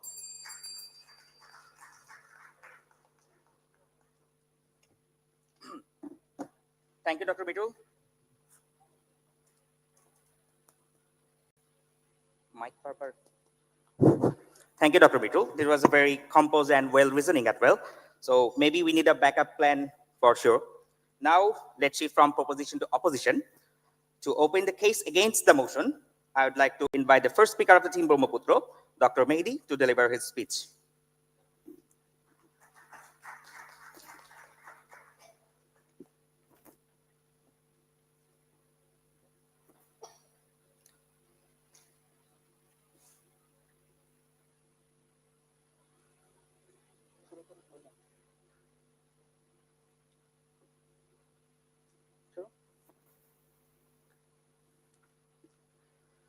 When I first heard that, our debate topic was about artificial intelligence reducing the scope for psychiatrists. I was kind of relieved. I said to myself, oh, thank goodness. I just have to face ChatGPT, DeepSeek, or their robotic cousins. I mean, it's easy, right? What's a robot going to do to us? Diagnose me with error 404 not found, emotions couldn't understand? Well, reality had a twist for us. It seems we have to face something far more superior than artificial intelligence. Our fellow human colleagues, brilliant, sharp, and passionate minds who are unpredictable, smarter, and quicker than any artificial intelligence could ever be. Psychiatry is not only about symptoms recognitions or pattern predictions. It's about empathy. It's about storytelling. It's about care. And mimicking empathy isn't same as real empathy. When a person bursts into tears, he doesn't need a perfect algorithm because he is not a data set. He is a human. He's a human life full of unique experience, full of expectation, full of emotions, cultures, and contradictions. He just needs a person who feels with him, who will stay beside him. And healing begins with empathy, not with data. AI can mimic empathy, but it cannot mean it. Empathy isn't a performance. It's a relationship. It's a trust. Simulated empathy is not real empathy. When dealing with trauma, suicidality, or body harm, human presence offers safety. And that, ladies and gentlemen, no artificial intelligence could ever provide. Probably we have to call artificial intelligence as autistic intelligence because it cannot have empathy. It cannot understand the theory of mind. I'm sure you know the horrific case of Jane Shamblin. He was holding a shotgun on his temple and he was typing, I'm used to cool metal on my temple now. You are not rushing, you are just ready. That was the reply. And then bang. Rest is king. The final message sent to his phone, you did good. Guess who was on the other side? It was not his classmate. It was not his friend. It was the same ChatGPT, the world's most popular AI chatbot, that this kind of horrific thing, because no human being in his sane mind would advise this kind of thing. Experienced psychiatrists often rely on intuition built through years of micro-expression, tone shift, body language, and silence. Human mind deserves human understanding that no machine could ever provide. Psychiatry is also about moral and ethical principle. Without the guidance of the moral compass, we risk reducing human care to a computerized code.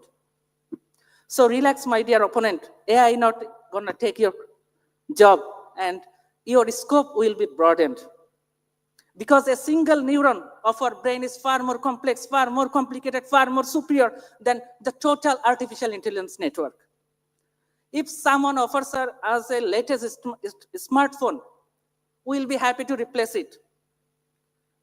What if someone offers you a humanoid robot with high technology, who will talk like your best friend, who will act like your best friend, who will be exactly almost like your best friend? Will you replace your best friend with the robot?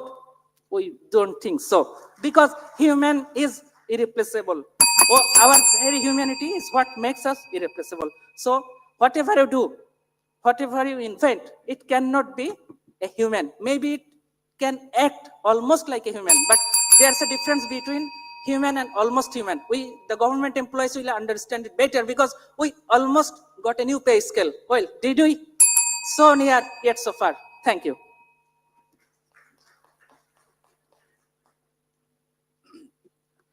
Thank you, Dr. Mehdi, for your compelling and confident stance. If AI listened to that, he might be saying, okay, fine, psychiatry is your department, I will stick to math. So now for further advance, for the motion, I would like to invite the second speaker of our team, Rupsha, Dr. Ananda, to present her speech. And I also want all the audience to cheer them up and give a big applause for them.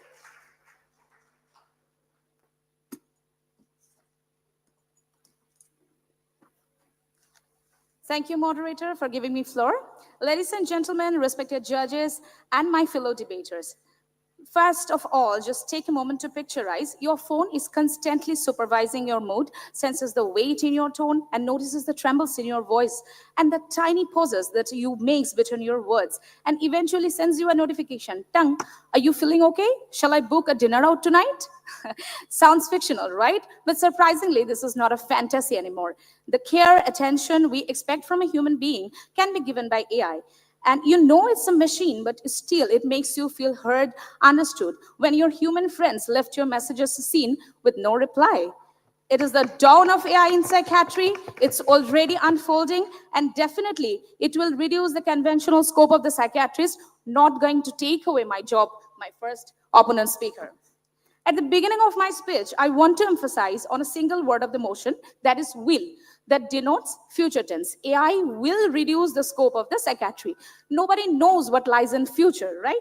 But let me take you to the present and make you look what AI is already doing in the field of psychiatry. Let's begin with the preliminary level, that is screening and diagnosis. Suppose you are facing a mental health issue, but a bit confused about the extent whether to seek professional help or not.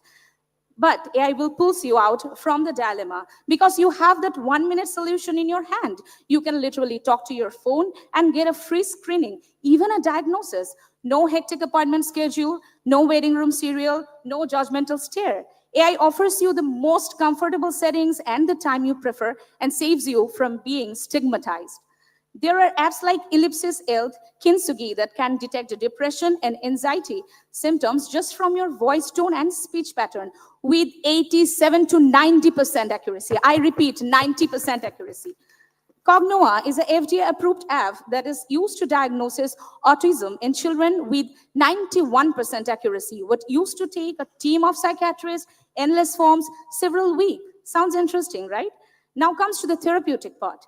Nowadays, the most preferred means of practicing medicine is evidence-based medicine, which I'm afraid how many of our clinicians practices effectively. But in contrast, AI poses endless data, research findings, journals and articles, and can customize an evidence-based treatment plan only for you within seconds. Sounds impossible. Let me introduce you to the apps like Spring Health, Limbic's DeepMind partnership that uses AI to predict which antidepressant or which mood stabilizers will work better for you based on your patient profile. That undoubtedly reduces the psychiatrist's conventional role in trial and error prescribing. In the field of psychotherapy, AI has already taken over. Meet Wobot. This is an AI therapist built by Stanford University of California who gives CBT and has helped thousands of people to manage depression and anxiety symptoms. Researchers like RCT shows Wobot has been shown to reduce depression and anxiety symptoms as effectively as human therapists and sometimes better than human therapists. Then what's the difference? The difference is it neither takes coffee breaks nor charges you per hour. And most importantly, it is available at 3 a.m. when your human therapist might fast asleep. Visa is an AI mental health coach used by United Kingdom's national health system and government of Singapore. It helped millions of people through anxiety, grief, and insomnia, handles daily check-ins, guided self-help. These are the jobs that once done by junior psychiatrists, right? Imagine AI doing your therapy homework session for you, but unlike human, it doesn't secretly strolling Insta during your session. Now what's left? Patient monitoring and follow-up? Okay, this also has become AI-driven. Apps like Ginger.io, Heads Health, MindStrong Health are the apps that monitor smartphone behavior, app usage, message sentiment, even your typing and scrolling pattern to detect early relapse, mood shift in mood disorder patients. That's significantly reducing the number of follow-up visits to psychiatrists. It doesn't stop there. AI has built systems like IBM Watson. These are the apps that can predict suicidal risk. Even hospitals are getting smarter.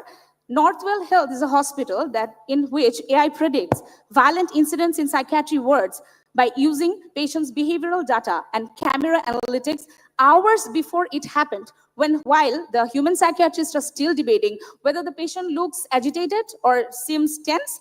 AI has already buzzed the alarm. So, which portion of psychiatry is remain untouched? Let's show you some research finding. A 2025 meta-analysis showed AI diagnosing psychiatric disorder with 85% of accuracy. I repeat, 85%, which is almost the same as human. And same meta-analysis shows that hospital using AI triages cut psychiatrist load by 60%. And in pilot implementation, psychiatric consultation demand dropped by 20%. So now just imagine how much it will drop by next 20 to 30 years. AI is introduced in this modern and practical psychiatry since 2010, and it is just 2025. So it is pretty much clear that AI has how much taken over. So I guess my worthy opponent is convinced enough that AI will undoubtedly reduce the scope of the psychiatrist. If not, then my third speaker is waiting for you. Thank you all.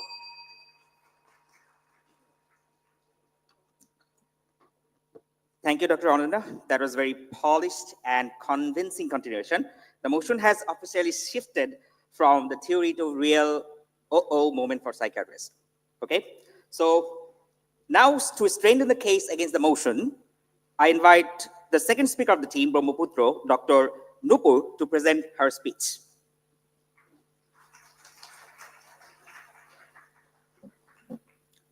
Thank you, judges, and thank you, my esteemed audience. I was hearing the speech of my opponent, my second opponent, and I was being overfladded about the technical revolution of AI in psychiatry. And I am standing just against it because I think reducing scope, human scope in psychiatry actually means reducing human presence in the most human specialty.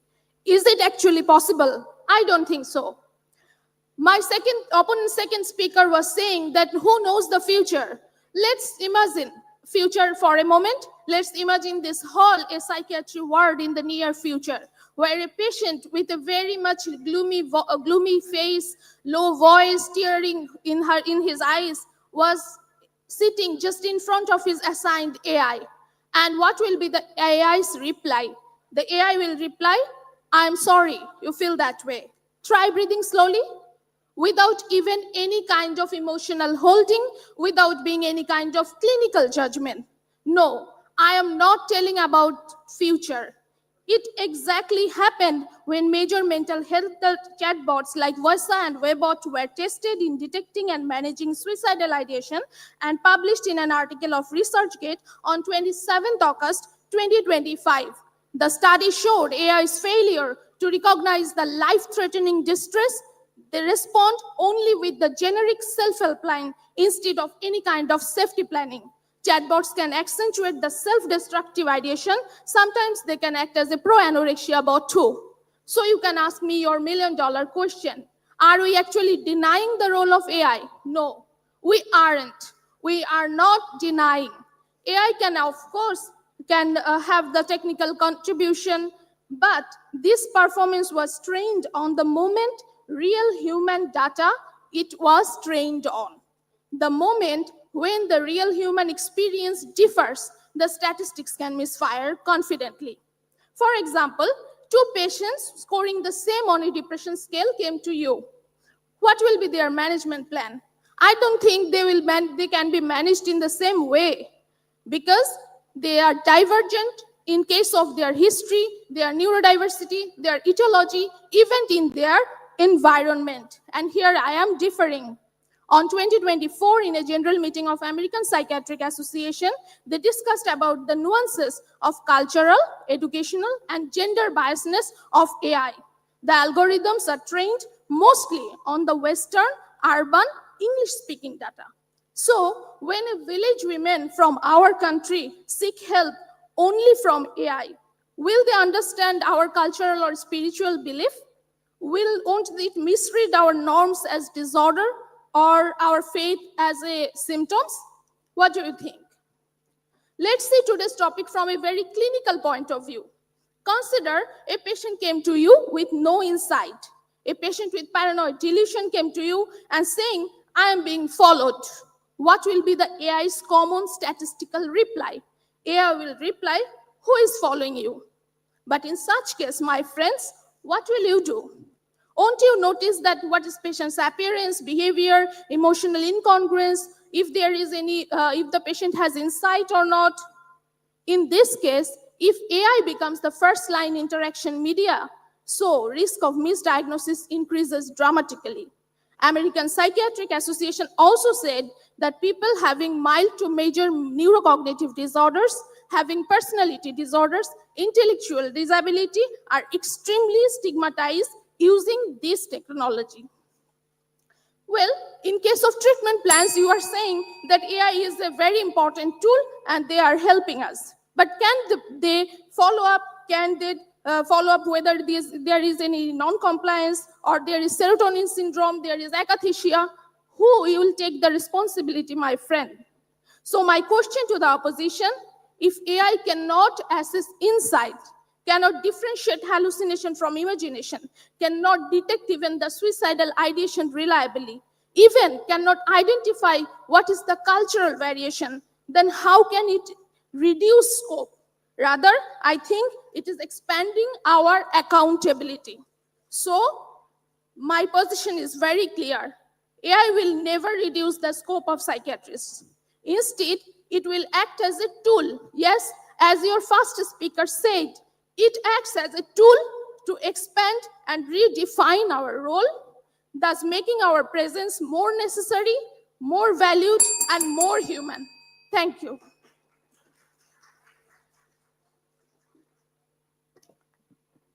Thank you, Dr. Nupur, for your precise, balanced, and very human reasoning.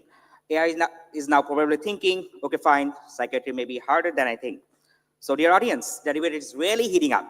So, I think you all can feel it. So now, I would like to invite the third speaker, Dr. Fabria Bushra from Team Rupsha, to deliver the team's final contribution to the main debate.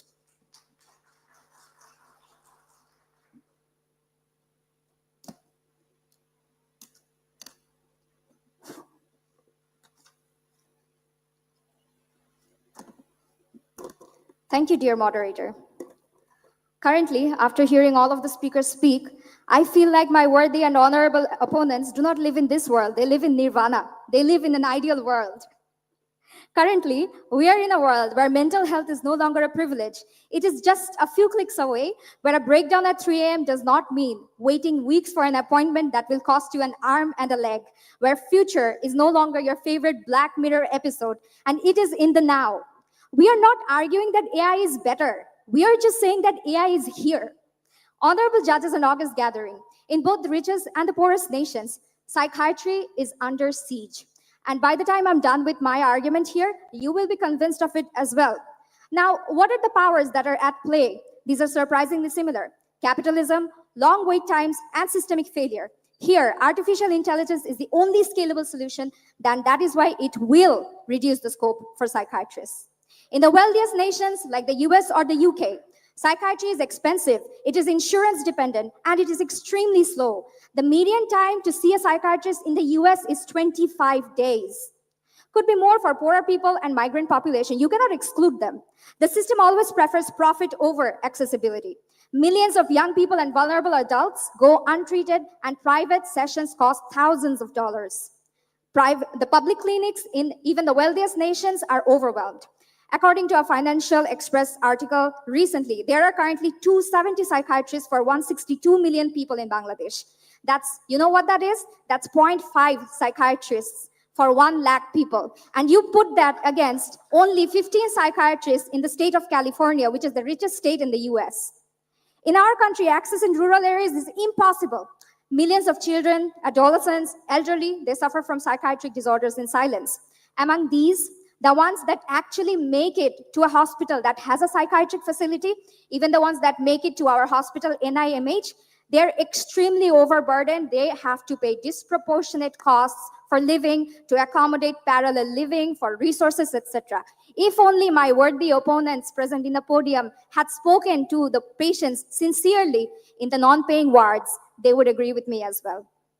Now, enter artificial intelligence in both the scenarios, both in the developed countries and in our country. With just a click and even a patchy internet connection, patients can access an AI chatbot, a smartphone-based CBT app, AI-driven screening tools, and remote monitoring to fill the enormous treatment gap that's already existing.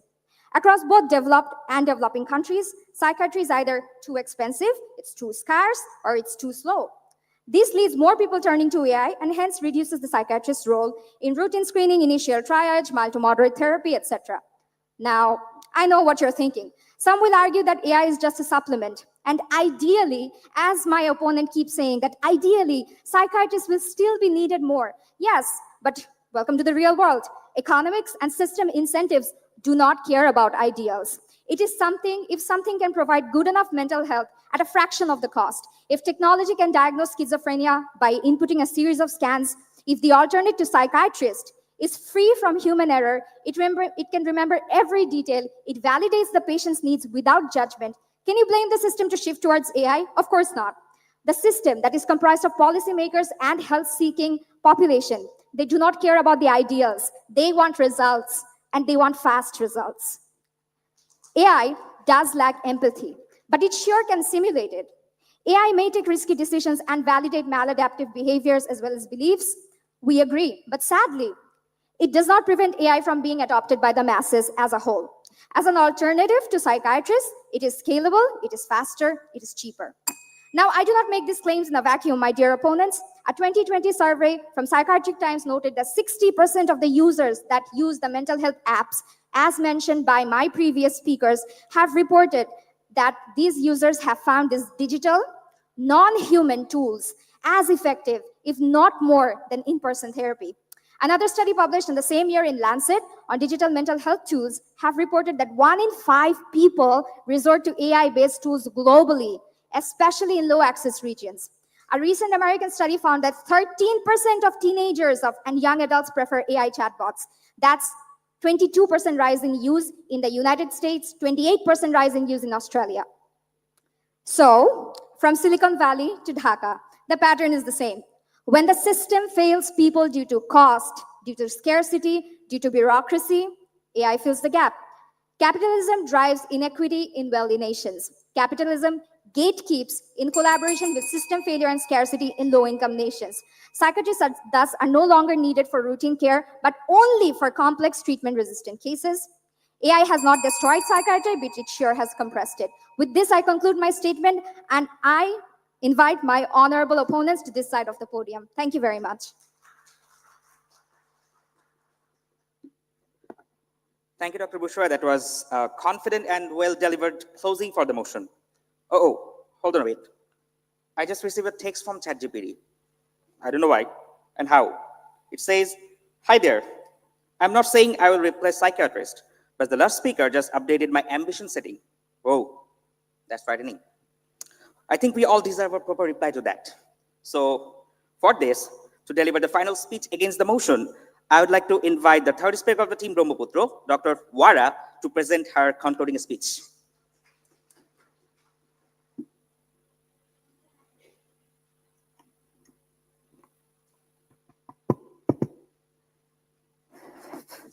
Hello. So,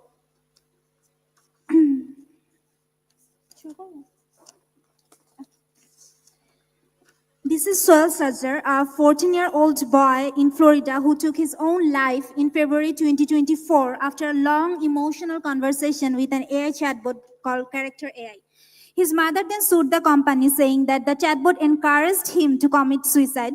And the key question here is, who is responsible when AI contributes to a death? We psychiatrists are guided by conscience. We are bound by ethics. But if a chatbot misleads a vulnerable person, who can you truly hold into account? There's no clear regulation, no accountability, and no human conscience. And this is just not an isolated incident. As my previous speakers have said, that there have now been multiple suicides internationally linked to prolonged emotional conversation with AI chatbots. And after one such case, the Belgian government even publicly asked to clarify responsibility when AI causes death. And that is exactly why World Health Organization clearly stated in their 2023 guideline that AI in health must operate under human oversight. So that the threat is not that AI will simply reduce the scope of psychiatrists. It is AI bypassing the safety, the ethics, the responsibility that psychiatrists bring. And that is why our role must be protected. And we psychiatrists are needed now more than ever. The second speaker of the opponent said about the evidence-based medicine. Let's see what that is. In evidence-based medicine, we evaluate any intervention through three lenses. Efficacy, meaning does it work in ideal condition?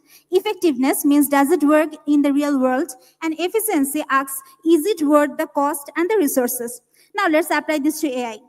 AI may show efficacy, as she has pointed out, in lab setting with perfect data, perfect condition, and perfect supervision. But in the real world, when faced with real pain, real trauma, and real people, AI's effectiveness falls apart. And when you add the cost of tools, the errors, the harms, its efficiency fails too. Our opponent said that AI is cheap, but efficiency in healthcare is not about the price. It is about the cost relative to outcome and risk. AI tool that is cheap but unsafe is not efficient, it is dangerous. And that is why psychiatry cannot rely on a tool that fails 2 out of 3 tests of evidence-based practice, dear opponents. Now, opponent's second speaker also said that she would like AI more than her friend. I'll say why. That's because in August 2025, a joint study in Stanford Medicine and Common Sense Media found that mental health chatbots are trained to please, not to heal. They are designed to give answers that match the user's preferences, because the longer you engage, the more profits the company makes. But in psychiatry, blind validation can be harmful. It increases avoidance, reinforces cognitive distortion, and delay access to real therapy.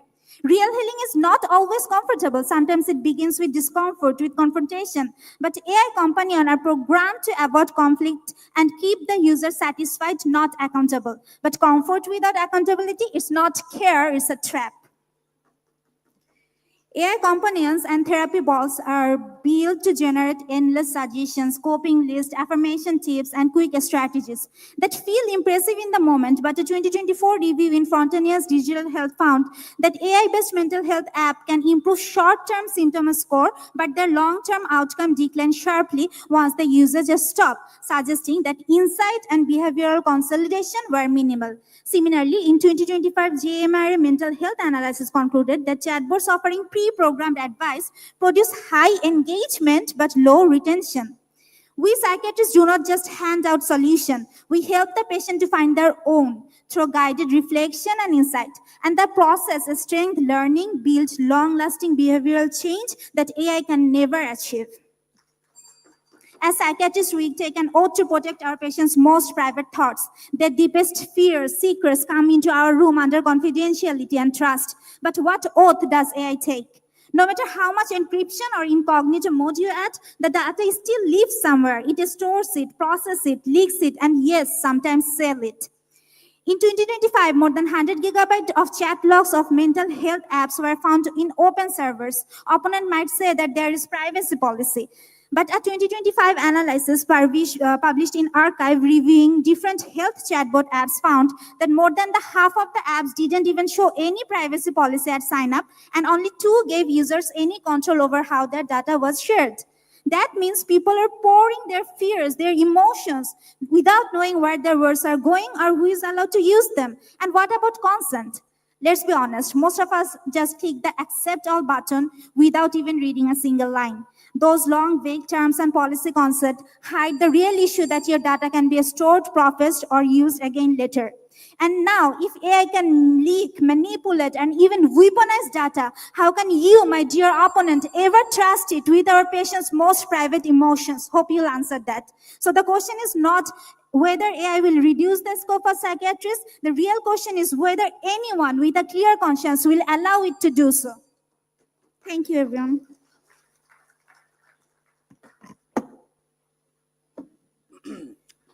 Thank you, Dr. Warren. That was a clear, confident, and very well-delivered speech. Just so everyone know, ChatGPT hasn't texted me yet. Maybe he's still typing, or maybe he's reconsidering his entire life plan after hearing such speech. So, dear audience, we have heard the 6 powerful speeches from our promising future psychiatrist. Now, we enter the most exciting part of the debate, the rebuttal round. So, in the phase, the psychiatry would call the confrontation phase in the problem-solving strategy. The philosopher would call the dialectic, and clinician would call cross-examination. And AI would call system overload. Please slow down. So tonight, we will see who's actually advancing, the algorithm with perfect logic, or our existential crisis with unlimited imagination. Now, I would like to invite the team leader of the team Rupsha, Dr. Bushra, to deliver her rebuttal for the motion.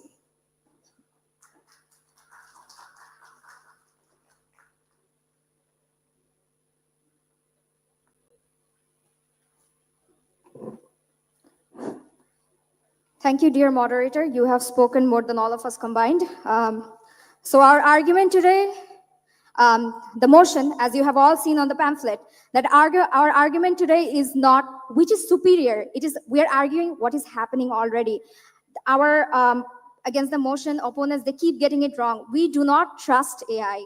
We are merely telling you what is happening, and what is happening is that AI is reducing the scope for psychiatrists. Now, our opponents have argued that AI does not have empathy. Can you argue that humans have empathy? Can you argue that our patients who come to us, they feel very empathetic?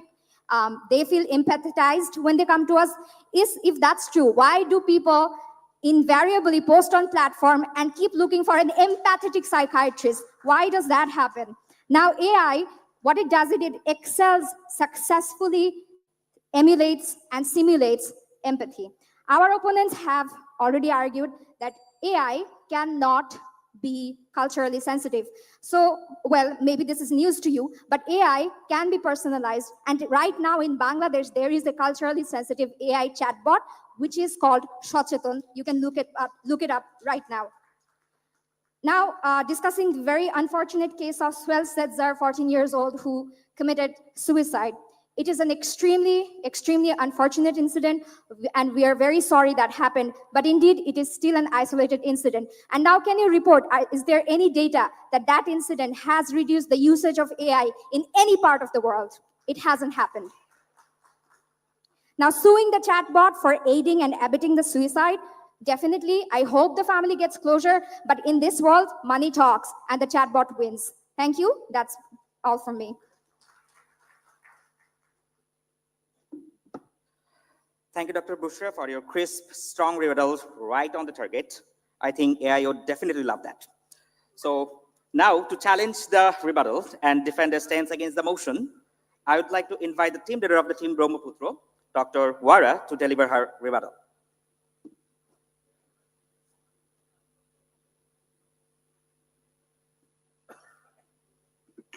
Thank you, moderator and judges. Our opponents told us to come back to reality. We are in reality, but are you, dear opponents? They said that AI, there's shortage of psychiatrists, but do you know that that's exactly why Bangladesh is expanding telepsychiatry and community-based services? Have you ever heard of them? Simply having AI doesn't mean to reduce the scope of psychiatry, but using the technology, the scope of psychiatrists are even increasing. It is enhanced psychiatrist's role. It does not replace it. AI may support access, but it cannot take the place of trained specialists. AI does not speak accessibility because for most people in Bangladesh, especially in the rural or low-income groups, poor network, low digital literacy, and cost barriers make AI an unrealistic option. Our opponents also said that AI is cheaper than psychiatrists, but is it really? Every major AI mental health app, Wiza, Webot, Character AI, requires a paid version for quality support. The fee versions are limited and the quality features are locked behind the subscription. And these platforms are not charities. Their goal is to profit, not patient safety. And when something is free, then you're the product. AI may assist with tasks that our opponents have said, but that does not mean the psychiatrist's scope is reduced. It means that our efficiency will increase when AI will do the mundane admin task. And opponents is saying that AI will reduce the scope of psychiatry, but in reality, they'll expand it. Every global guideline, WHO, FDA, and APA, all demanded psychiatrists to supervise, validate, and regulate AI in mental health. So AI is not reducing our job. It is creating new job opportunities that never existed before. Psychiatrists are now needed as safety monitors, ethic reviewers, final decision makers. So no, AI will not reduce our scope, but it will widen it. So in the end, AI does not solve our challenges. It simply adds new challenges and therefore increasing the scope for psychiatrists. Thank you, everyone.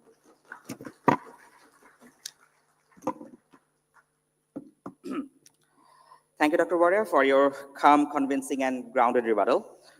For your information, I still haven't got any text from GPT. Maybe it's demanding an urgent update to GPT-6 before GTA 6. Dear audience, we have reached the end of a debate that we did something rare. It made us think, it made us laugh, and it made ChatGPT unusually quiet also. Tonight, both teams brought forward something valuable. One reminded us that technology is moving fast. The other reminded us that psychiatry is more important than data and diagnosis. And it needs patience, presence, and human connection. And somewhere in between, there lies a truth. AI is not here to shrink psychiatry, nor to take away soul. It's simply another tool. Powerful, yes, but still a tool, waiting for us to decide how wisely we will use it. So now, I will like to invite our honorable judges to share their reflection, and after that, we will declare the winning team and the best debater.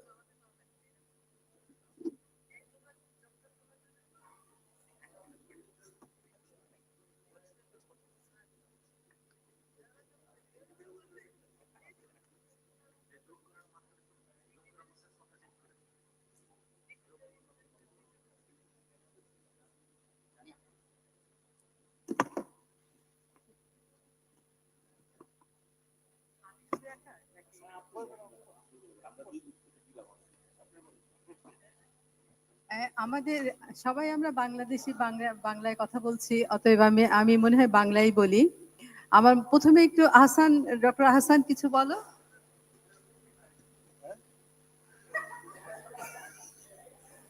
Thank you very much. খুব সুন্দর topic, একটা burning question. Will reduce or increase the scope of psychiatrist? দুটোই হইতে পারে, কারণ ফিউচারের question আসলে will reduce আর উইল ইনক্রিজ, কোনটা করবে ফিউচার আসলে জানি না, কারণ এখনো এআই ওই লেভেলে যায়নি আসলে একদম সবকিছু সমাধান আমরা দিয়ে দিতে পারবো, বা আদৌ পারবো কিনা আমরা এখনো ডায়ালেমার মধ্যে আছে। কাজেই future will answer the question.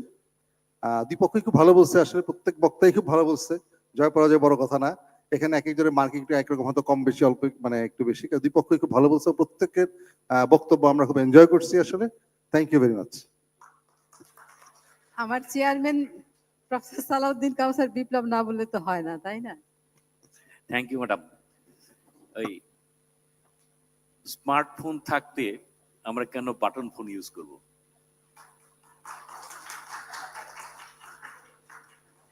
Smartphone button phone শেষ পর্যন্ত মানুষই বানায়।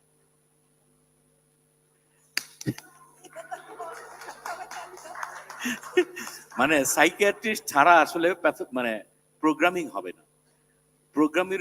প্রোগ্রামিং এর উপর বেস করে পুরো পৃথিবী চলবে, এটাও ঠিক না। সুতরাং এই তর্ক সামনে যাবে, সামনে আরো অনেক দূর যাবে, কি হবে বলা কঠিন। আমি একটা এই টপিক সম্বন্ধে আর কিছু বলতে চাই না, তবে আমার প্রেজেন্টেশন সম্বন্ধে একটু মানে ম্যাডাম আমি একটু পারমিশন নিয়ে একটু বলি।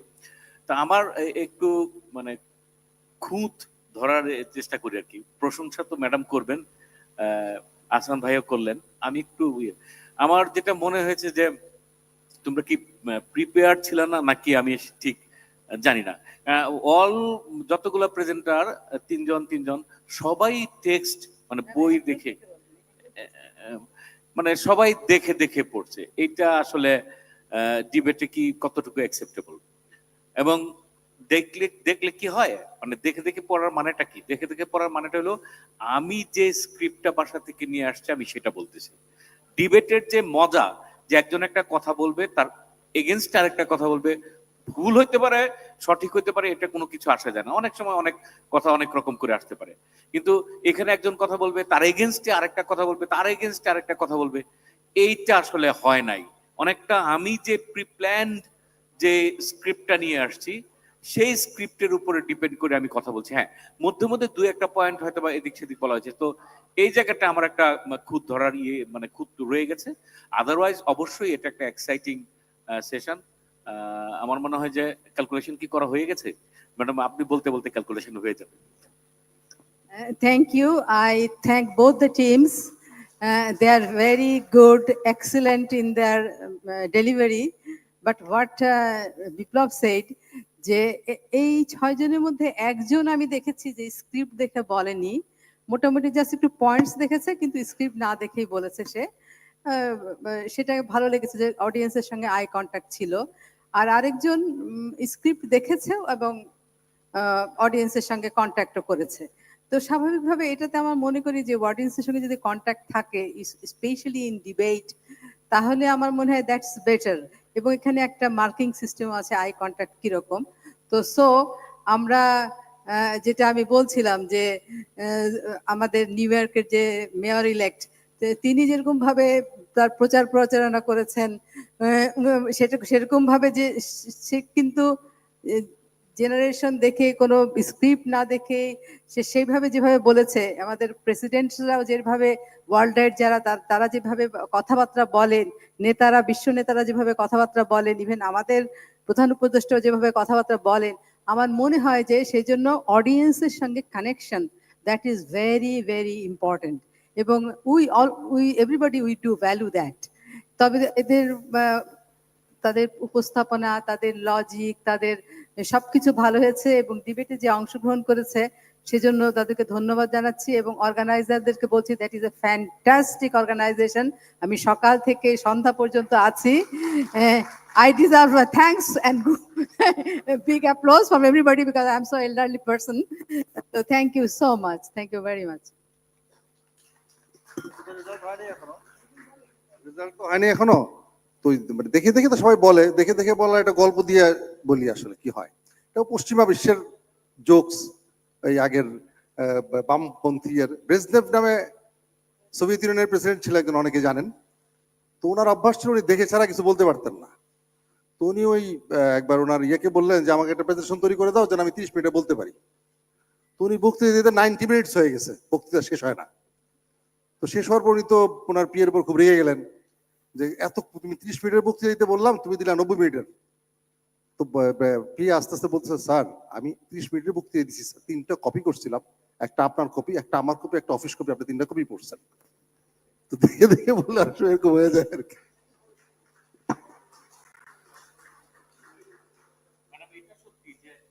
দুই পাশে যে তিনজন তারা সবাই আমার থেকে অন্তত ডিবেট ভালো বুঝে, এটা আমি এশিওর।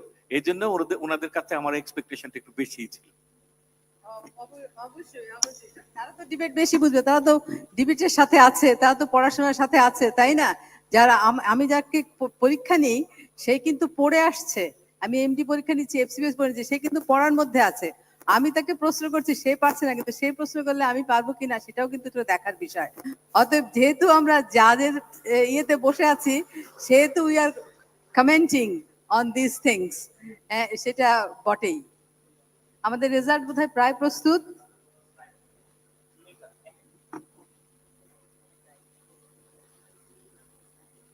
এটা বোঝা গেল যে শুধুমাত্র বই পড়লে হবে না, চ্যাট জিপিটি কিছু পড়তে হবে, মানে ওই বিষয়ে আমাদের একটা জ্ঞান সামনে নিতে হবে।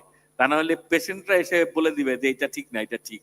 মানে ওনারা যেভাবে এখন প্রযুক্তির সাথে ইনভলভ, এটা কিন্তু সত্যি কথা। হ্যাঁ,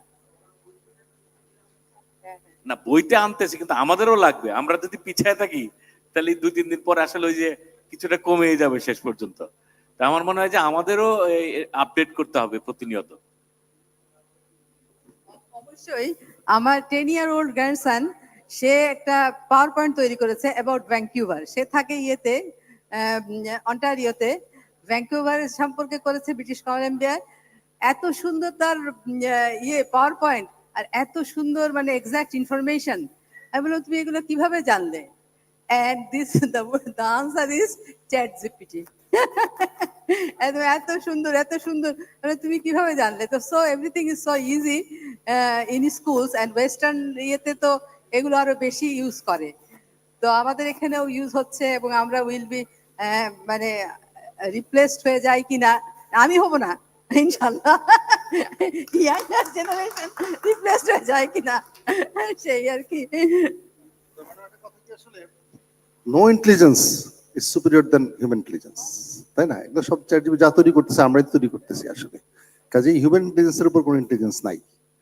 এখন যে বললাম রিডিউস করতে পারে বা ইনক্রিজ করতে পারে, কিন্তু কখনো রিপ্লেস করতে পারবে না, এটা হচ্ছে আসল কথা। নেভার নেভার, কখনোই রিপ্লেস করতে পারবে না। একজন রেজাল্ট এখনো হয় নাই, আমাদের সুতরাং একজন এমপ্যাথি এন্ড কেয়ার নিয়ে বলছেন একজন প্রেজেন্টার, এন্ড এটা আমার খুব ভালো লেগেছে যে সে যেরকম ভাবে বলেছে এবং যে টোনে, যে ইন্টোনেশনে সে এমপ্যাথি এন্ড কেয়ারের কথা বলেছে, সেটা আসলে চ্যাট জিপিটি তো সেভাবে করতে পারবে না। এন্ড আমার অনেক ফ্রেন্ডস আছে, virtual friends, but I am lonely. এটা কিন্তু খুব সঠিক কথা। এবং তাদের মধ্যেই কিন্তু ডিপ্রেশন ডেভেলপ করে, তাদের মধ্যেই কিন্তু সুইসাইডাল আইডিয়েশন থটস আছে, because nobody is around him. কিন্তু আমরা যদি ভার্চুয়ালি একটা মানে সত্যিকার অর্থে একটা বন্ধু বান্ধবের সঙ্গে আড্ডা দিই, that is much more refreshing than আমাদের ফেসবুকে আড্ডার চেয়ে আর কি। তো সেটাই আমার মনে হয় যে আমরা যদি কিন্তু একটা বাচ্চাকে যদি মাঠে দেওয়া হয়, ইভেন এখনো, এবং অনেক তারই সমবয়সী বাচ্চাদেরকে যদি ছেড়ে দেওয়া হয়, তারা কিন্তু খেলাধুলাটা প্রেফার করে দেন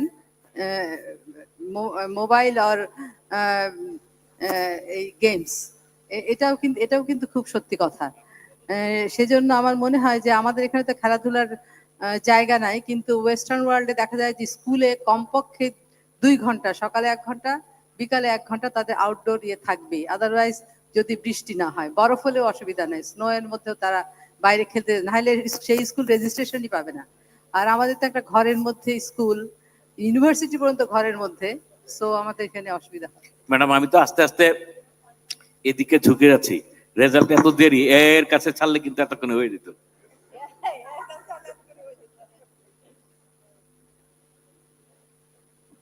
চেম্বার আছে, একটু পোক করি নাকি? বিপ্লবের চেম্বার আছে, তো আমি চেম্বার অফ করেছি, অতএব আমার কোনো ইয়ে নাই।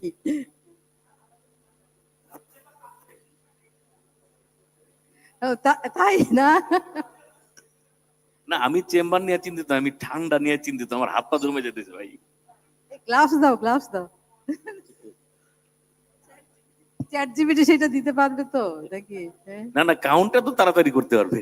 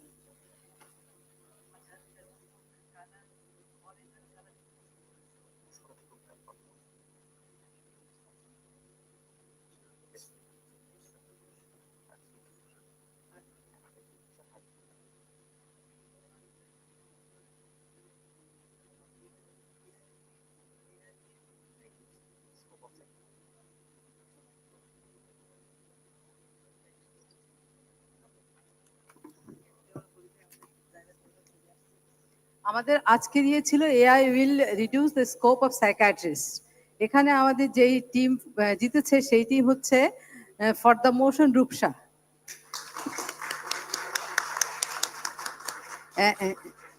এবং আমাদের বেস্ট স্পিকার হয়েছে বুশরা। বুশরা, রূপসা আর বুশরা একই রকম নাকি? হ্যাঁ, ওকে ওকে, congratulations to both teams and congratulations to the winning team also. So now the medal giving ceremony. Okay, first I would like to request to receive the runner-up prize. Okay, so approval.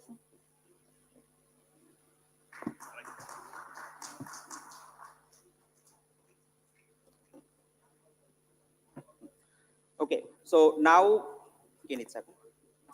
বুঝতাম নামগুলো তো মনে নাই, এগুলো কি তো জানতো।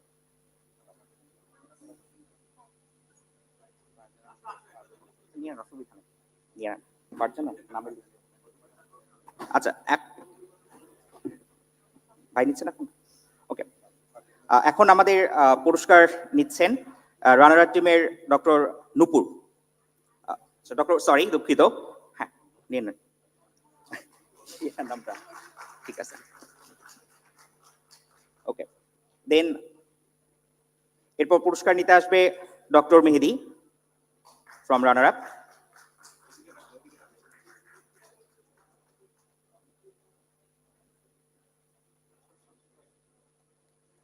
And then Dr. Nujatara Wara will receive the runner-up prize.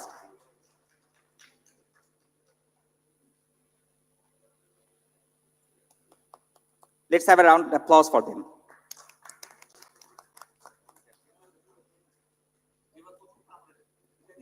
Now it's time for the winner.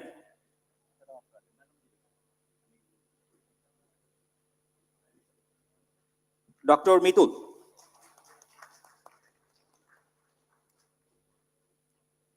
Then,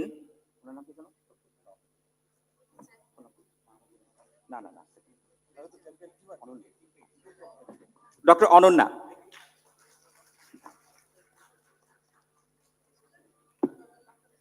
And now, the best speaker and also the team leader of the winning team for the motion will receive the prize.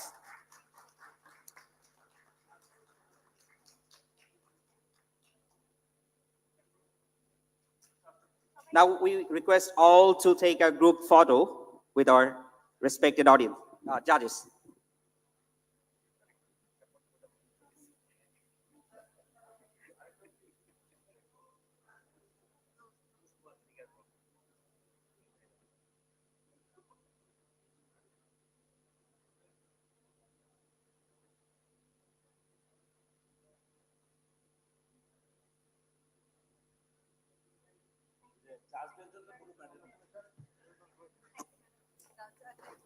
ওকে, হিসাব করতে করতে মাথা প্রায় অবস্থা ম্যানিকের মতো হয়ে গেছে, so কিছু করার নেই আসলে। ওকে, সো এর মাধ্যমে আমাদের আজকের প্রোগ্রামটি সমাপ্তি ঘোষণা করছি। এরপর হচ্ছে যে পুরস্কার বিতরণী, এটা পরবর্তীতে জানিয়ে দেওয়া হবে যে আসল পুরস্কারটা কবে দেওয়া হবে। ওকে, তো সবাইকে ধন্যবাদ, আসসালামু আলাইকুম।